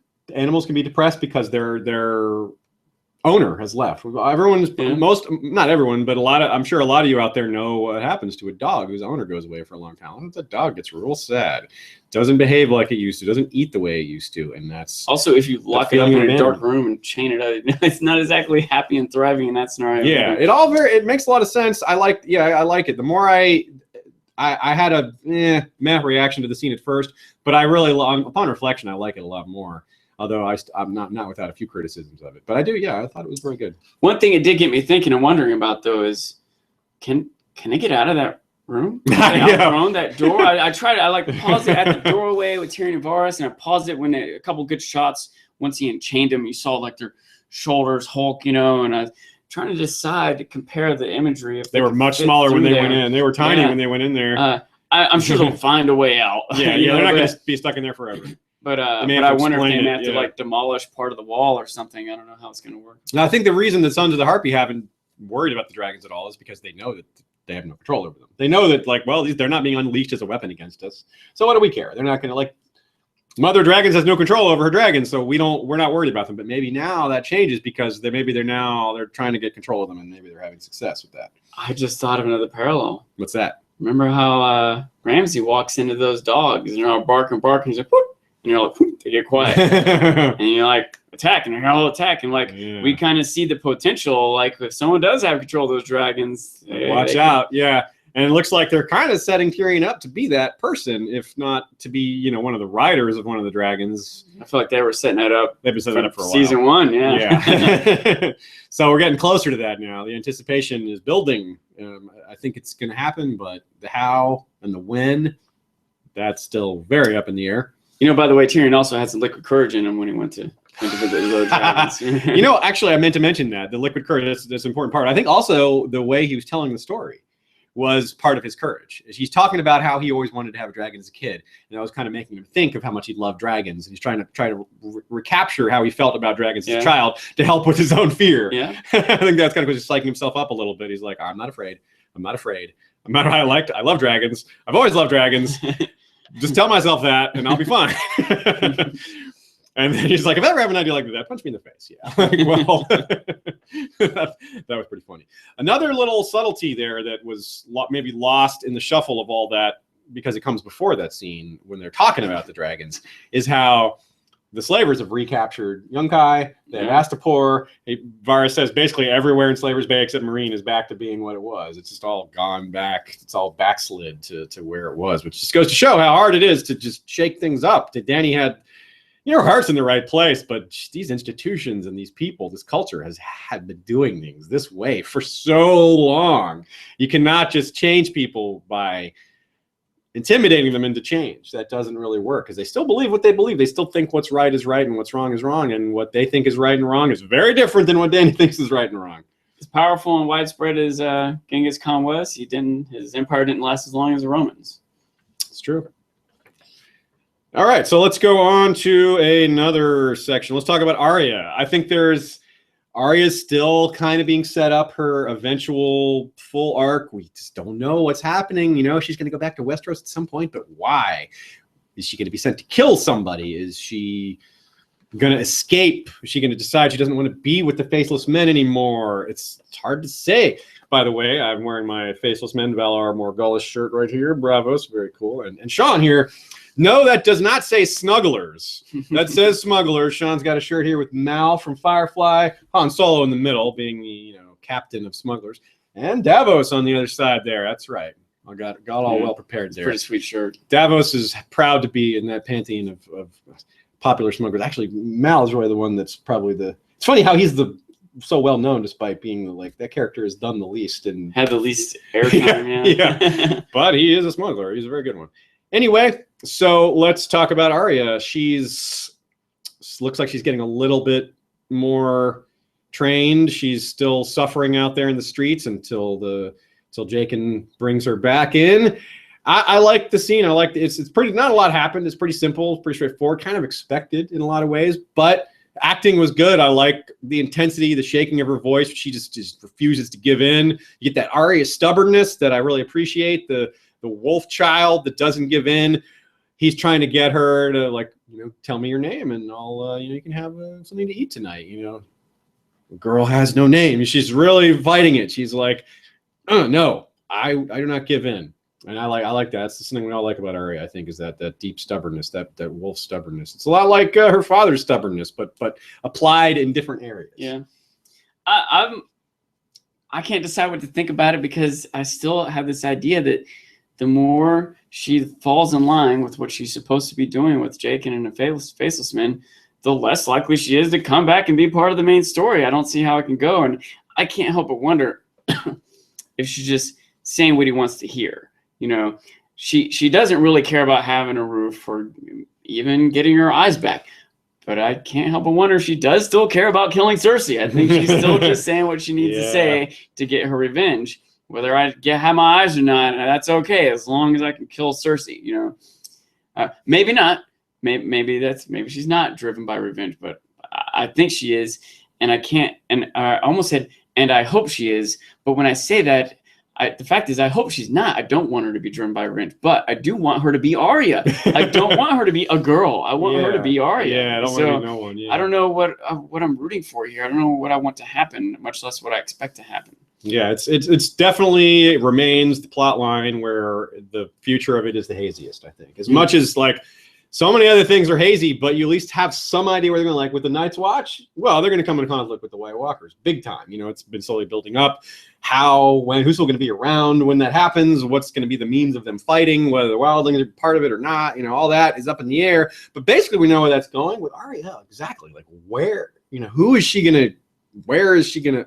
Why is she? All these. Yeah. That's also, we have vague guesses, but they're pretty vague. Another thing about it that makes it tougher to account for, if you will, when Jon goes to the Wall, he sort of has a mission on the way there. Yeah. And the Wall has its own sort of mission, right? And most of the people and the groups that they're a part of, on some level, have motivations that we know and maybe understand or care about or whatever. We can follow, we can think about where they've come from, where they're going, what they're trying to do, what their obstacles are going to be, so on and so on. Not just the people, but the groups that the people are part of, right? We know what the King's Guard's trying to do. We know, on and on.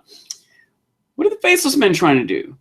They're supposed to be, as a religion, they're not, it's not like they have a goal. They're not like spreading their religion either. Yeah. It's different. It is more of a cult. The faith seems to have not one that tries to spread a mission of sorts, at least at the moment. They're trying to get people to be more pious and more humble and less vain or greedy or whatever. Yeah, right, yeah. Exactly. And what their end goal is, maybe just for people to be good or something like that, But what is the House of Black and White? The House of Black and White. Yeah, what is like there? Melisandre, again, whatever the Lord of Light is trying to do, or whatever that religion is trying to do, maybe is kind of vague, or we haven't learned that much about, but we know Melisandre, what she's trying to do. She's trying to get Stannis to be the one true king. And now she's kind of questioning that, and it makes it hard to predict what's going on there. But I don't even have an overarching or momentary idea of what the House of Black and White are about in the first place. I think maybe we'll find more about that. Maybe finding that out. Maybe that it will be important. Maybe when she finds out more, she gets deeper into the inner circle and finds out what they're all about. Maybe that drives a wedge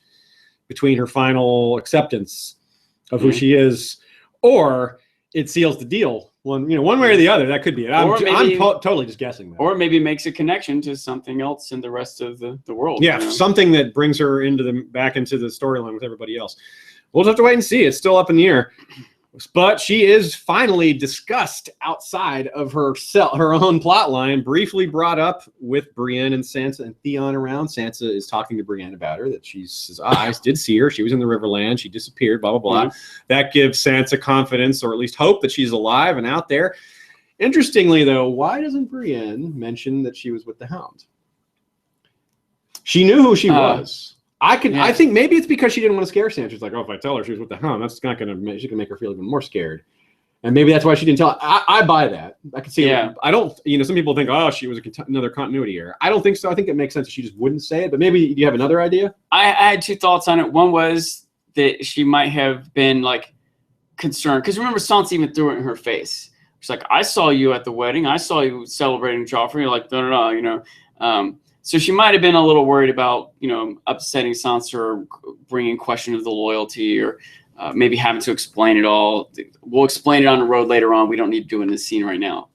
But also I thought it might have been, I don't know if continuity error is quite the right word, but on some level I feel like showmakers do and maybe should account for new viewers. There's got to be some people out there, like even if only 1% of viewers decided to start watching this season and didn't watch all the rest. Well, that's still thousands and thousands and thousands of people. I don't know the numbers, but I want to say maybe hundreds of thousands of people who might not know who that character is. So if she says that name, it might just be confusing for them. So it's partly maybe Brienne's character to Sansa, partly maybe show writers to an audience. They didn't want to bring. It's possible. Up. I think the Hound was a big enough character that they wouldn't confuse anybody. But yeah, I mean that's possible. And of course, we get more clarification. Sansa does say that she wants to go to the Wall and see Jon. And that seems to be on track, or at least for now. Maybe that will change. Theon is going to go off on his own and go home, the name of the episode. What is waiting for him at home? We'll talk about that in a minute, talking about the Iron Islands. But what do you expect? There wasn't much to get out of this scene in terms of what's happening for these characters. It's just a matter of them. Now they're breaking apart, going their separate directions, and that's when their real arc for the season will begin. Sansa, for now, is out of Ramsay's clutches. So is Theon, maybe. Maybe he'll get recaptured. But I kind of am guessing that would that feels like to progress his arc, he has to stay uncaptured. So assuming he stays uncaptured and goes back to the Iron Islands, this would be a good segue to talk about the Iron Islands, but we'll stay here for now. What do you think is going to be, what's going to happen if Theon goes back there? Assuming he makes it. I think he will make it. I think he probably just doesn't get killed on the way. I think one thing, this is the main thought that I had, because what will happen depends a lot on the other things that are happening there and how that plays out, right? Yeah. So without dipping too much into that, this is the thought that I was having, is that I think he'll be, I mean, this is almost like an obvious statement. I think he'll be a different person when he goes back. And I don't mean to say it so cliche-ishly, but what I mean is last time when he went back, he was kind of bold and cocky, like, hey, the prodigal son returns. Come on, bitches, get on your knees. I'm here now. Let's go. And everyone's like, who the hell are you, kid? Shut up, sit down, do what you're told. Like, no one cared that he was there. And it was kind of like, yeah, he forgot how it was. I want to say it was a humbling experience for him, but it wasn't, even though maybe it should have been. Just made him peevish, yeah. Yeah. And I also feel like, on the other hand, I feel like they were wrong to treat him that way. You know what I mean? I feel like not that he necessarily should have gotten this hero's welcome to come back, but I also think that he should have recognized by not even getting a warm welcome from his father, maybe not the hero's welcome that he was so arrogant to expect, but it was so the opposite of that he should realize that this isn't the place for me. I think most people feel like he should have gone back to Robb and not betrayed him. You know what I mean? But now when he goes back, it's partly, there's a quote. I wish I could remember who this was. I think it's from a Death of a Salesman, but home is where when you have to go, they have to take you. It's a quote that stuck with me for some reason. And I feel like that's why Theon's going back home now. So he can't really go anywhere else. And I also appreciated that moment. I like that line because that's a thought I had several times. Even if, oh, I didn't really kill Bran and Rickon. I killed 2 other little boys and chopped off the people heads. I killed Sir Roderick. Even right, it still did so many terrible things that I even made an effort to defend. Like, this standard fare for conquering, you know what I mean? Like, this is some crazy thing Theon did. Every freaking person that conquered anyone always chopped, like, it's not like some unbelievable. It's a little worse or more unbelievable or frustrating or whatever for Theon to have done this because he grew up there and he had more of a connection. He wasn't some foreign invader swooping in out of nowhere with no attachment, just kill these people. They were people he had grown up with and were friends and so on and so on. So it's worse for him to do that. But I'm rambling a little. Sorry. My point is that when he goes home now, I don't expect him to like announce himself and expect people to fall to the knees. I think he's just going to humbly present himself. I don't think he has any expectation of being the heir. I don't think he's going to ruffle any feathers. I don't necessarily even think he's going to have some desire to like charge into battle for revenge. Like, who knows how much more he'll turn around, but I almost feel like he'll be a Meister or something. In fact, by the way, he can't be a Maester, but I don't want to. Maybe I should wait before we get too far into it. But are the Maesters? Does Iron Islands have one? Yeah. Okay. I don't think they presented one yet that I've noticed. There's one character I thought might be one, but he seemed maybe like more of a priest or something. And they did seem to, at one point, like we see little differences in the kingdoms, right? Mm-hmm. In Dorne, there's sexuality is more open, and women can even rule, right? Mm-hmm. And in the Iron Islands here, we got that little line that made it seem like there's potential for a woman to rule. That it's not necessarily oldest son inheriting, right? That was kind of the law. Okay, I'll explain that real quickly because here's what happens there is that it's what seems to be the case is that Asha expected to inherit, and she was neglecting to, or at least being overly hopeful that they were going to stick to the rules that the Seven Kingdoms use. But the Iron Islands is independent now, and they are not bound to those laws, and they don't want to follow those laws. That's not the laws that they used to follow. And they're acting, although to be fair, they have followed those laws. I think what's happening is I'm basing a little of this off of what I know from the books, and it seems like they've adapted it but changed it somewhat. This whole Kingsmoot thing that he mentions, which is when they pick who the next king is going to be. Yeah. That in the books, that's a really, really old tradition that was ended by a guy who, when everybody gathered for the Kingsmoot, he just had everyone killed. And so he was king that way. And then there wasn't another Kingsmoot for thousands of years. And then he just passed it down to his descendants. So it's presented a little differently. It seems like in the show here, they're saying, well, this is how it works because Balon has reestablished our old way of doing things. And that's the law that we're doing. And that's why Asha was a little surprised. And why he's like, well, maybe they'll pick you. You'd be the first woman ever chosen. So, he's basically saying it probably won't happen. Yeah. But he's saying it's possible. So, but it's got to be a vote, And so I guess that's what Euron is doing. He's there to show up, and he knows that's going to be the way it's done, and he knows that he's this powerful, crazy kind of been all over the world kind of guy that I guess he's expecting that they'll follow him. I wonder how much she wants to take over versus she's just being a good trooper and assumed that she would and is trying to impress her father and her people. Oh, I think she's particularly ambitious, or if when this new guy comes along, she'll serve him as much as she would serve any great leader. I think that she wants to be the leader, and she specifically, that's why she was the way she was with Theon, is because he thought he was going to come in there and be the leader because he's the son. But she's like, nah, Balon trusts me. Our father trusts me more. I'm the one who's been here. I'm the one who's lived with him the whole time. I'm the one who's learned how to do all these things. I'm the Ironborn here. And I think that was, that was back in season 3 or season 2, whenever that was. So it's kind of easy to forget all that. But well, I remember that, and I see what you're saying. But and I'm not necessarily disagreeing with you, but I was considering another way to look at it. It might not have so much been like I'm the one, as you're not the one. Well, then who else? You haven't been here. Who else would it be though? Like that's what she says to the priest. She says, "Well, like when I swear on the throne, it's only when he corrects her. Like you can't swear on the throne." And she was a little stunned by that. I wonder if the priest knows that Euron is there. He probably doesn't, but he might. Yeah, he might. You're right. He might know. That's interesting.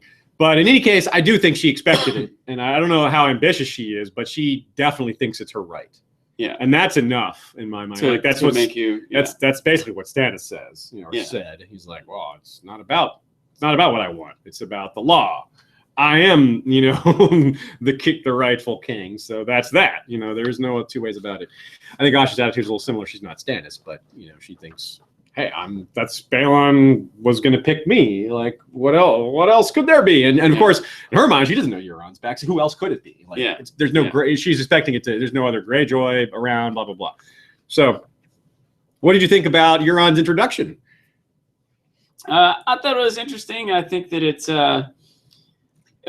in some ways it was a little frustrating because I don't know this character. They're presented to be kind of a badass, but I can't even remember if they said his name. You know what I mean? Like I guess they might not have, but it's Euron Greyjoy. Yeah. But I want to know a little more who he is and what it's about, what's going on here, and maybe it's a little frustrating because I don't know if frustrating is the right word. I don't mean to be negative because I liked it. In fact, there was one thing that I particularly liked that I thought was maybe a little subtle, but I really liked that they're on this bridge and it kind of swayed a little, and Balon's kind of like holding on, and the other guy's standing there. And Balon realizes it because they're supposed to have sea legs. They're supposed to be men of the sea. There, you know what I mean? And he can't be like, oh, and he just talked to him. I was like, what kind of Ironborn? Yeah, reacts to like can't handle himself in a storm. And he's like, and here he is, like, hey, so then you're like, let's go, steadies himself, let's go with his other hand. You're like, don't question me, little man. Yeah, see, that's the kind of subtlety the show does. That's the kind of, like, it's not like if you don't notice it, you don't catch something really important. It's just it adds to the thing. It's not the main thing. It's the added. Which I've said this many things about good shows. Like when you first watch on the surface, there are these. And again, I don't mean for this to necessarily sound negative, but superficial things like faces and the names of the main characters, the plot points, what's going on with the story. But there's a lot of other stuff going on in the background. And I think you're right that you're not going to miss a main plot point because they're subtle about it. But you might miss a bit of character development or, synergy or detail. Because even the superficial stuff is so impressive and overwhelming and full. There's a big storm. The castle looks really sweet. Yeah. I mean, there's a lot to take in. But when you watch it a second or third time and you've already gotten the superficial plot points, character names, then you start to see the brooch on the cloak and the banner in the background and the facial expression and the et cetera, that adds more richness and fullness. And I don't know, but I think it makes it easier to buy into the world, to believe and care about the characters and their emotions and their plights and everything else.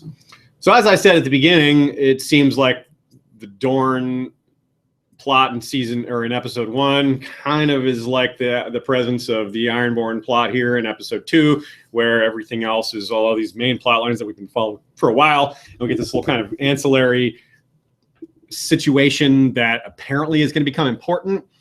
Now, I can see why you can see Dorne seems to be kind of being pushed to the side, whereas Aaron is kind of brought forward a bit, even though what's happening is kind of similar. You've got some internal faction that you don't know a lot about that's coming, even less in this case, from comparing the Iron Islands to Dorne, that's kind of taking over. So it seems like that's going to be important. And one of the things that seems to matter is that they're a sea power. They talked back in Dany's arc about how they don't have ships.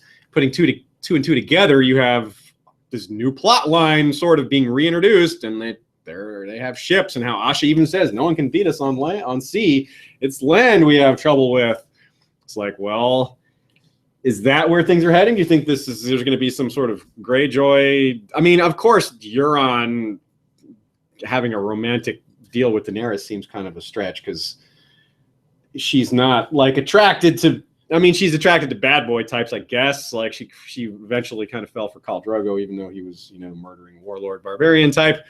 I don't see that. I don't see that happening with someone else. It could happen with someone else. This guy is a possibility. Again, I'm just guessing. This isn't something I know from the books already or something. I'm not like trying to suggest something that I already know. I don't. So.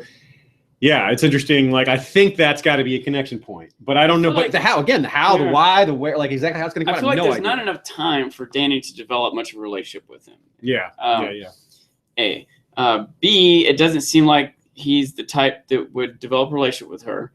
C, it doesn't seem like he's the type to bow to her. Right? It doesn't seem like he was like, oh, some chick's flying into being control of the Seven Kingdoms. I guess we'll join back up now. You know what? Go ahead and use my boats. None of that makes sense. I think part of me thinks it's more likely that he'll be part of like fighting her off, that his fleet will be fighting her off, except that she doesn't have a fleet to come in with now. Like, you know what I mean? If her fleet hadn't just been burned, I can imagine that as her fleet sailed in, his fleet might try to fight her off, but she doesn't even have a fleet. So it does kind of make sense to match up to get their fleet, but it doesn't make sense because I can't see on any level how they're actually motivated to work with each other. So maybe some other big change is coming, but I don't see it right now. Okay, so let us move on. Let's take a quick break, and we'll come back to talk about the Boltons. All right, the Boltons.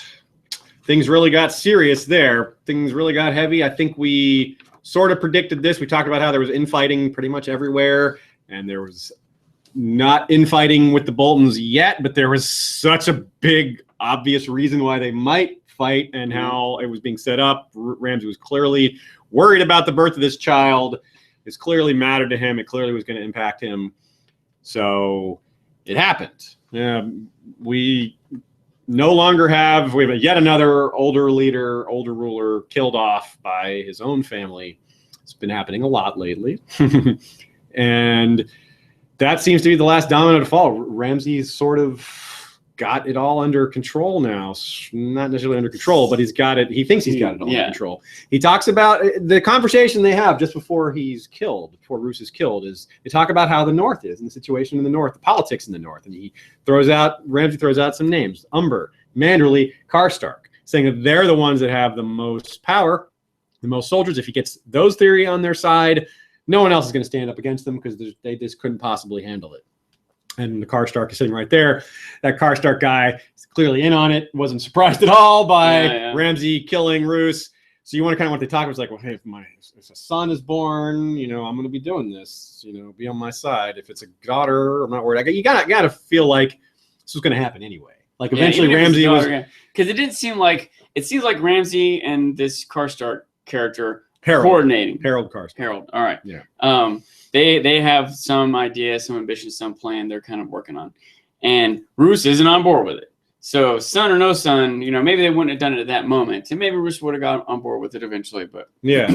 Well, interestingly there, maybe Roose would have ended up killing Ramsay eventually. It's very possible. That's what I thought. When that moment, I almost feel like they did that by design, make it unclear which person's doing the. Yeah, if it weren't for the trailers having more scenes of Ramsay later, I would have been confused by that too. But I knew that Ramsay wasn't dying in that scene.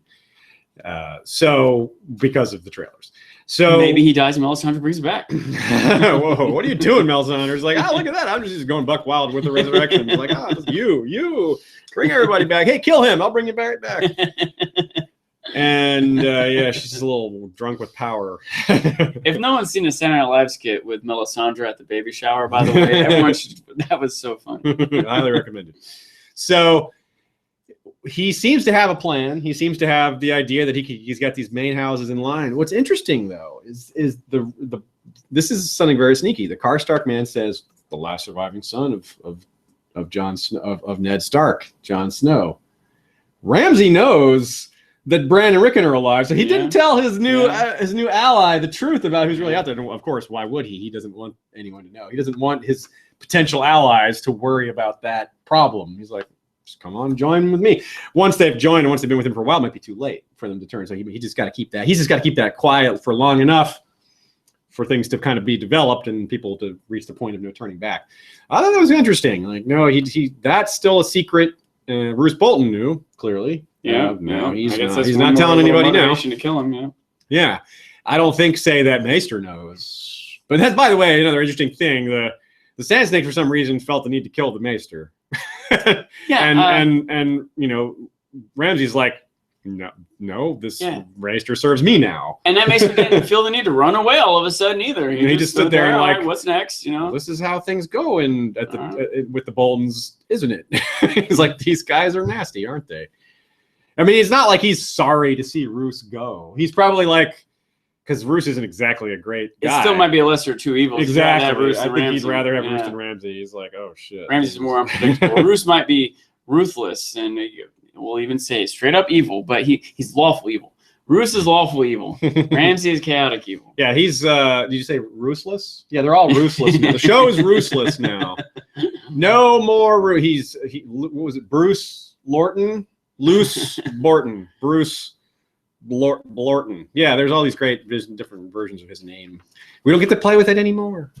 Sorry, I know a lot of people out there really liked Roose Bolton.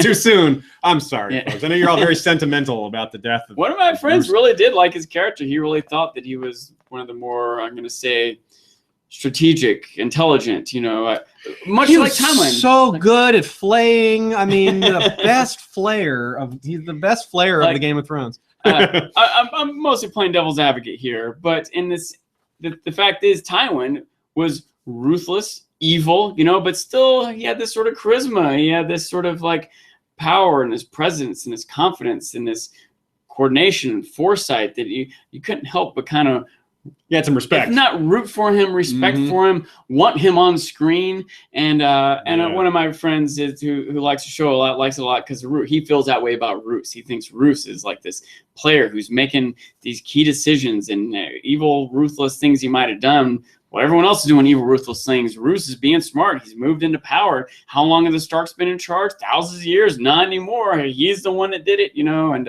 all the hotheads are taking over. You got the crazy, tongue-cutting, brother-killing Ironborn in charge, potentially. You've got the murderous sand snakes out for vengeance in Dorne. You've got all kinds of stuff going on in the north instead of the cold, calculating flair. You've got the, angry, something to prove flair in the north. And you've got the wildlings. You've got the, at least Alistair Thorne is out of play for now. And you just got, it's just all the wrong people are in charge. From a distance, though. Yeah. Alistair Thorne's out of the way. Instead, Tormund's in charge. No, a zombie's in charge. Okay, the wall's pretty crazy too right now. Yeah. So let us do some quick credit talk here and wrap up, and then we will move on to talk about the trailer for next week and some expectations that we have. Do you have something else first? Yeah, I want to mention, I had a couple notes. Let me look at my notes real quick. All right, a couple other things first. A little premature there on that part. No, we do. I might have already hit all these things anyway. Let's see. I wanted to ask about the Maesters. I wanted to ask about the Maesters. Sure. One, I said there's something I'm trying to get clear in my mind, and maybe it's kind of vague in this world. Do Maesters serve? Did Maester Luwin serve the Starks, or did he serve Winterfell? He served Winterfell. Well, okay. Again, I'm taking this is book canon because it's not explained in the show, so I have to just assume it's the same. It might not be, but that is what I'm working with because they serve the castle. They do not serve the Lord. In that case, it might be the same. It might be one and the same, right? Because the Starks have been in Winterfell for so long, right? But it's something I sort of want to clarify, and part of why it came to my mind is because the Maester that we see, I don't think we've got a name for him either, but the one interacting with the Boltons there. I think that it's clear he is the Boltons Maester because he mentioned, Ramsay said something about him being scared of him even when he's a boy, right? Right, yes. So they must have brought their Maester with them to Winterfell. Right, because there wasn't one there. Right, which I guess is okay, but it made me wonder, so are the Maesters serving Winterfell or the house or the estate? They would state? send another one out, but there's no one, there isn't a house established at Winterfell. Right. And so maybe they can send a new one to the Bolton estate, and someone would have to be switched out. Might as well keep the one with the house that was there or whatever. But it makes me want to ask another question. Or maybe a series of questions. What was the name of the Bolton estate? What's their castle? The Dreadfort. The Dreadfort, yes, okay. Who's in charge of Dreadfort now? They just left a Castellan in charge, presumably. Okay. That's what a lord always does when they leave. Just like Roderick was in charge when they left. Yeah, but I'm more wondering 3 generations from now, who's in charge of the Dreadfort? You know what I mean? Like who inherits it? Who it would be given out to some Ramsay's Lord? Children. Oh well, see that's another gray area because normally the king wouldn't allow someone to control 2 powerful castles like that, but they're an independent kingdom now, so there is no rule. Yeah. There is no rules. There isn't an answer to this question because they get Ramsay is now if he establishes himself, he will decide. Traditionally, it will be the eldest son. Like there's no reason to think it won't just be his eldest son. If he dies without an heir, well, it would be chaos because then there wouldn't be an obvious answer. And then there would be fighting. That's always the answer. When there's an unclear heir, the answer is war. Yeah. When there's a clear heir, then that's the answer. But Ramsay has no heirs. So right now, it's nobody. There is no Bolton. There's no living Bolton to take over. And, there are Starks, as we know, but nobody really knows that. So there isn't a good answer. There just isn't. I wonder how ripe a target the Dreadfort is. I wonder if the Greyjoys decide we'll attack the Dreadfort, Not ripe at all. Yeah. I mean, in season, season 3, when Asha actually went there and got inside, that was one thing. That was a commando raid. Yeah, they weren't taking over the whole fortress. Right. It was silly. But at that time, all their But at that time, all their forces were there at the Dreadfort. Now they're spread. Now they're up in Winterfell. Yeah, but this is a left castle. behind. This is a big castle. Sure. They're not gonna. Yeah, no. Winterfell's a big castle. Yeah. Theon took Winterfell. But Theon snuck in, knowing he knew the castle. He knew the castle. He knew the place. He lived there. Truly minimal force. Truly minimal. They drew out even. They even drew out the garrison. The Stark's forces were more run thin than the Bolton forces. By far. Yeah. By far. Bolton's forces are not run thin at all. So yeah. So I don't think that's a problem. And besides that, I really doubt the Dreadfort is ever going to play a role in the show. I kind of, because Winterfell is the seat of the North, and that's what Ramsay wants to establish himself as. He's not going to rule the North from the Dreadfort. He's going to rule it from the Winterfell. I wonder if it's a tool he could use. Like, hey, Umbers, I'll let you have the Dreadfort if you join my forces or whatever. You know? Well, maybe, but maybe the wildlings could take the Dreadfort. Come on, I want to get the Dreadfort involved. I wonder if it will. I mean, we certainly hear the name of other. I don't think it will. I wonder if it will, if I'm wrong, rather. And we've heard the names of some of these other northern houses that are being introduced, the Karstarks and the Manderleys and all that. These have been mentioned. So you wonder if we're going to see some of those places.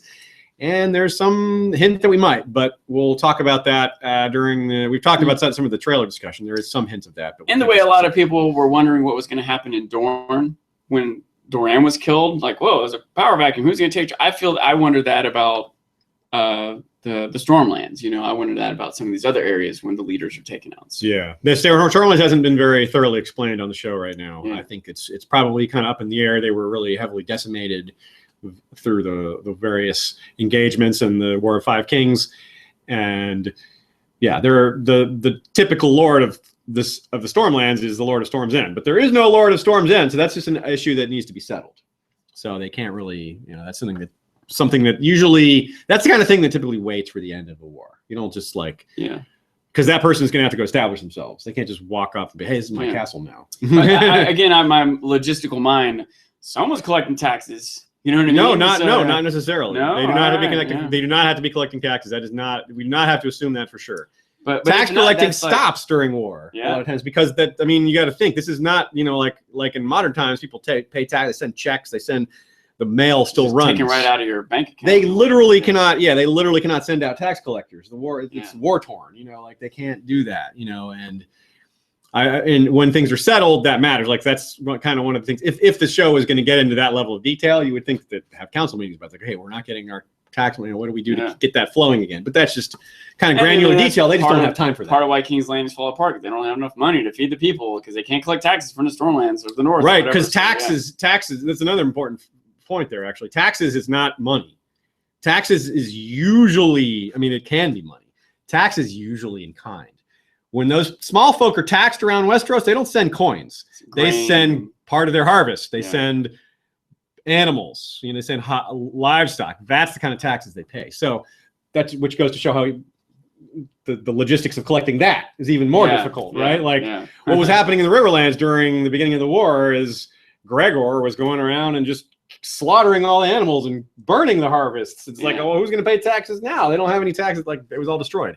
So that's part of, so you're right. All that level of destruction makes everything grind to a halt, which is just all the more important reason to have a strong leader in place. So that stuff doesn't happen. It's kind of the backwards from what we want now in our modern world. You want in Westeros, you kind of need someone that's really got an iron fist. Like Stannis wouldn't be a good president of the United States, but he might have been a great king of Westeros because, sure, he's going to be a little too harsh. He's going to be unfair, but he's going to keep this kind of nonsense in line, like the kind of the people squabbling, the people infighting. That at least he would keep peace. Once you get to a certain level of stability, then you start to worry about people's rights, Right, and it's the same with Tywin. Like Tywin was a terrible person. I think Stannis was a bad guy, but a good man. You know what I mean? Like you don't want to hang out with him. Tywin, similar in that regard. Like Tywin was really good at keeping the peace. His methods for keeping the peace were ruthless as hell, and he's an immoral, hypocrite. There's a lot of bad things you could say about him, but in terms of like at a high level, you could do a lot worse than having him in charge. I mean, you got to put things in perspective. Relatively, like someone like the Mad King is. You'd much rather have Tywin Lannister in charge than the Mad King. I'd rather have Tywin in charge than Robert Baratheon, too. Yeah, maybe. Anyway, let's go on to our credits. Thanks to everybody for watching today. We're still in the early part of the season. The biggest moments have yet to come, but we've had some big moments already.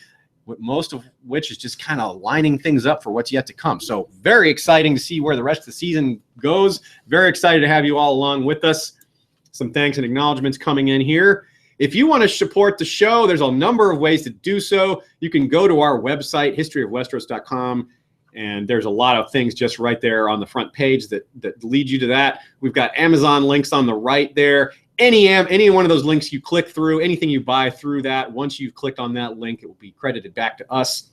So if you do your shopping at Amazon, whether you're in the US, the UK, or Canada, those are the countries we have set up so far. We're working on other ones. But that's a good way to support the show without costing yourself any additional money. There's no extra fees added on for going through our links that way. It's the exact same. So that's all good. You can, of course, also make a donation through PayPal, through our website, and you can sign up on Patreon to make a recurring donation and to get access to special benefits like voting on future episodes or getting a cool title like these fine folks, such as First Lord Cash Craig, who is our Hand of the King, and the Black Pupil. I always like to mess with his nickname and give new ones. I got to come up with a new one. I've been using that one for the last few times.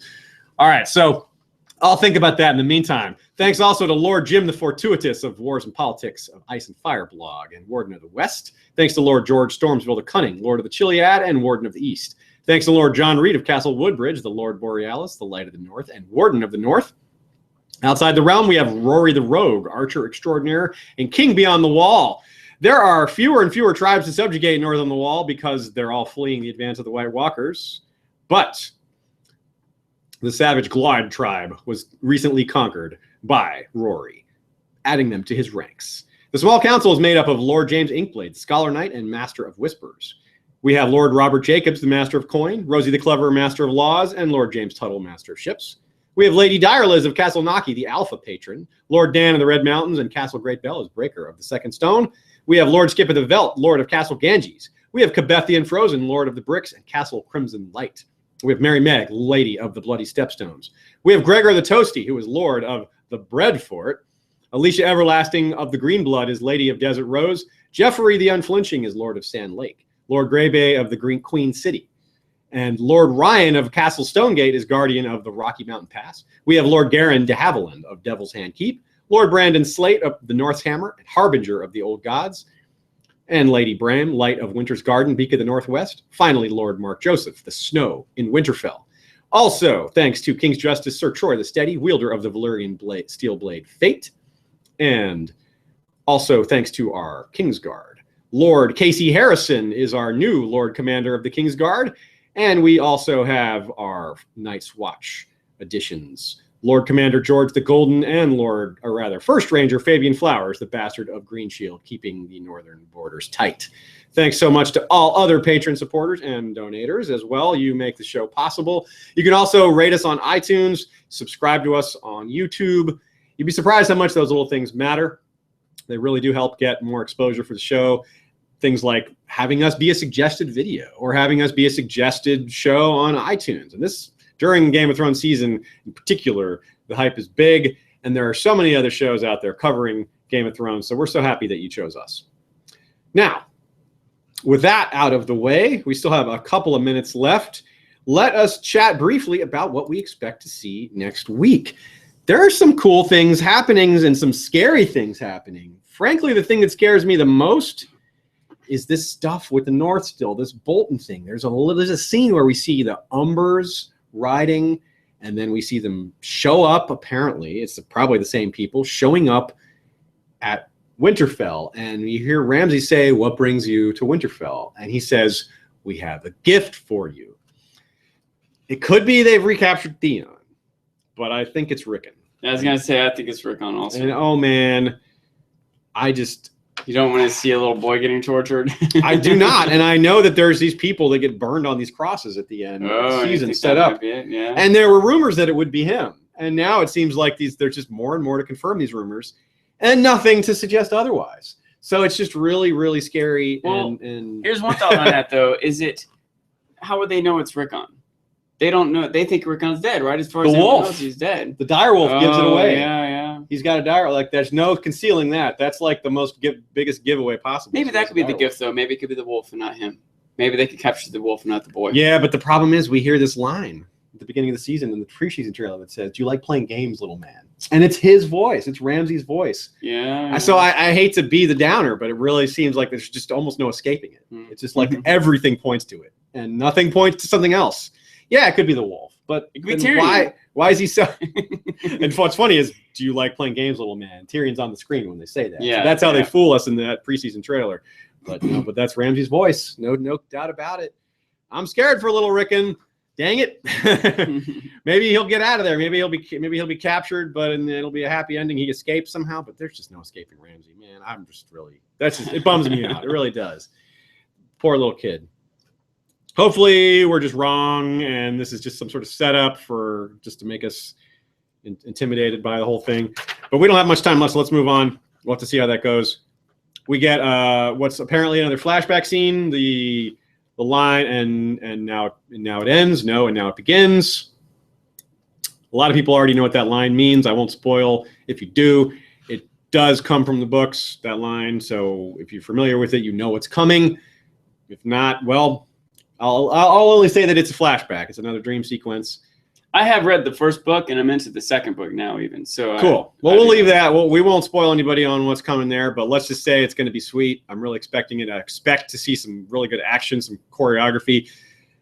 One of those two Targaryen guys or Kingsguard, one of those guys is a real-life expert swordsman. So you expect to see some sweet action in that scene. They specifically tried to cast someone who's actually really good with swords. I'm a fake life expert swordsman. Me too. I am nowhere good at all with swords. I'm an expert at being not good with swords. Yeah, for real. No, really. I'm really bad with a sword. No, I've never wielded a sword like probably most of you out there. There's also Cersei talking to what we think is Qyburn. It sounds like she's saying something along the lines of, if someone is benefiting from our misfortune, I want to hear about it. You know, someone's benefiting from our this and that. And it seems like it's Qyburn, and he's the master of whispers these days. So that makes sense. That's who she'd be talking to. So she's upping her game again. She's getting back into things. She's been kind of holding back on the sidelines, but now the Tommen's come to her and asked for help. By holding back on a sideline, she's been in a prison cell. Marched naked in front of the whole city, you know, all that stuff. I don't know why that would slow her down. We got another side of Vaes Dothrak. We know that we'll see Dany arriving there next episode, apparently. We get to see a bunch of slaves streaming in there, and I assume that means we'll also see Jorah and Daario again, but maybe not. It seems likely that those things go together. And Arya is still training, and Jaqen is saying if you want to be truly no one, you have to, blah, blah, blah, blah. And she seems to be we see more proficiency with her in her blindness. Yeah. And training with the waif, etc. So I think we'll just see more of that. I don't know. We kind of talked about that. We don't know where that plot line is going. I don't know that there's much more to say. This new information doesn't change anything. I wonder if Jaqen can read her facial cues and know whether or not she was lying when she said the girl has no name. He did accept her. He's like, all right, come with me. You don't need that. You're not a beggar. Like, he believed her. That's true. We'll so you wonder, whether he's just teaching her to be so good at lying that she's going to be able to successfully lie to him finally, or whether he's just going to keep figuring it out and whether that's going to have things come to a head. Hard to say. So, but again, that little teaser didn't tell us anything terribly new. It's just more along the lines of what we kind of expect, which is that we don't know where it's going. And this didn't actually enlighten us much. No sign of more Ironborn yet. Maybe that's another episode or two away, but maybe we'll get some of that next episode. Maybe we'll be waiting. Certainly no sign of Dorne. Again, it looks like we'll be sticking with this main focus of Essos, mostly Marine and the Dothraki Sea. We'll have a lot more of the north, I imagine. We'll probably see some more movement from Sansa. And maybe we'll eventually see Theon get to where he's going. I don't know if that'll be next episode or not.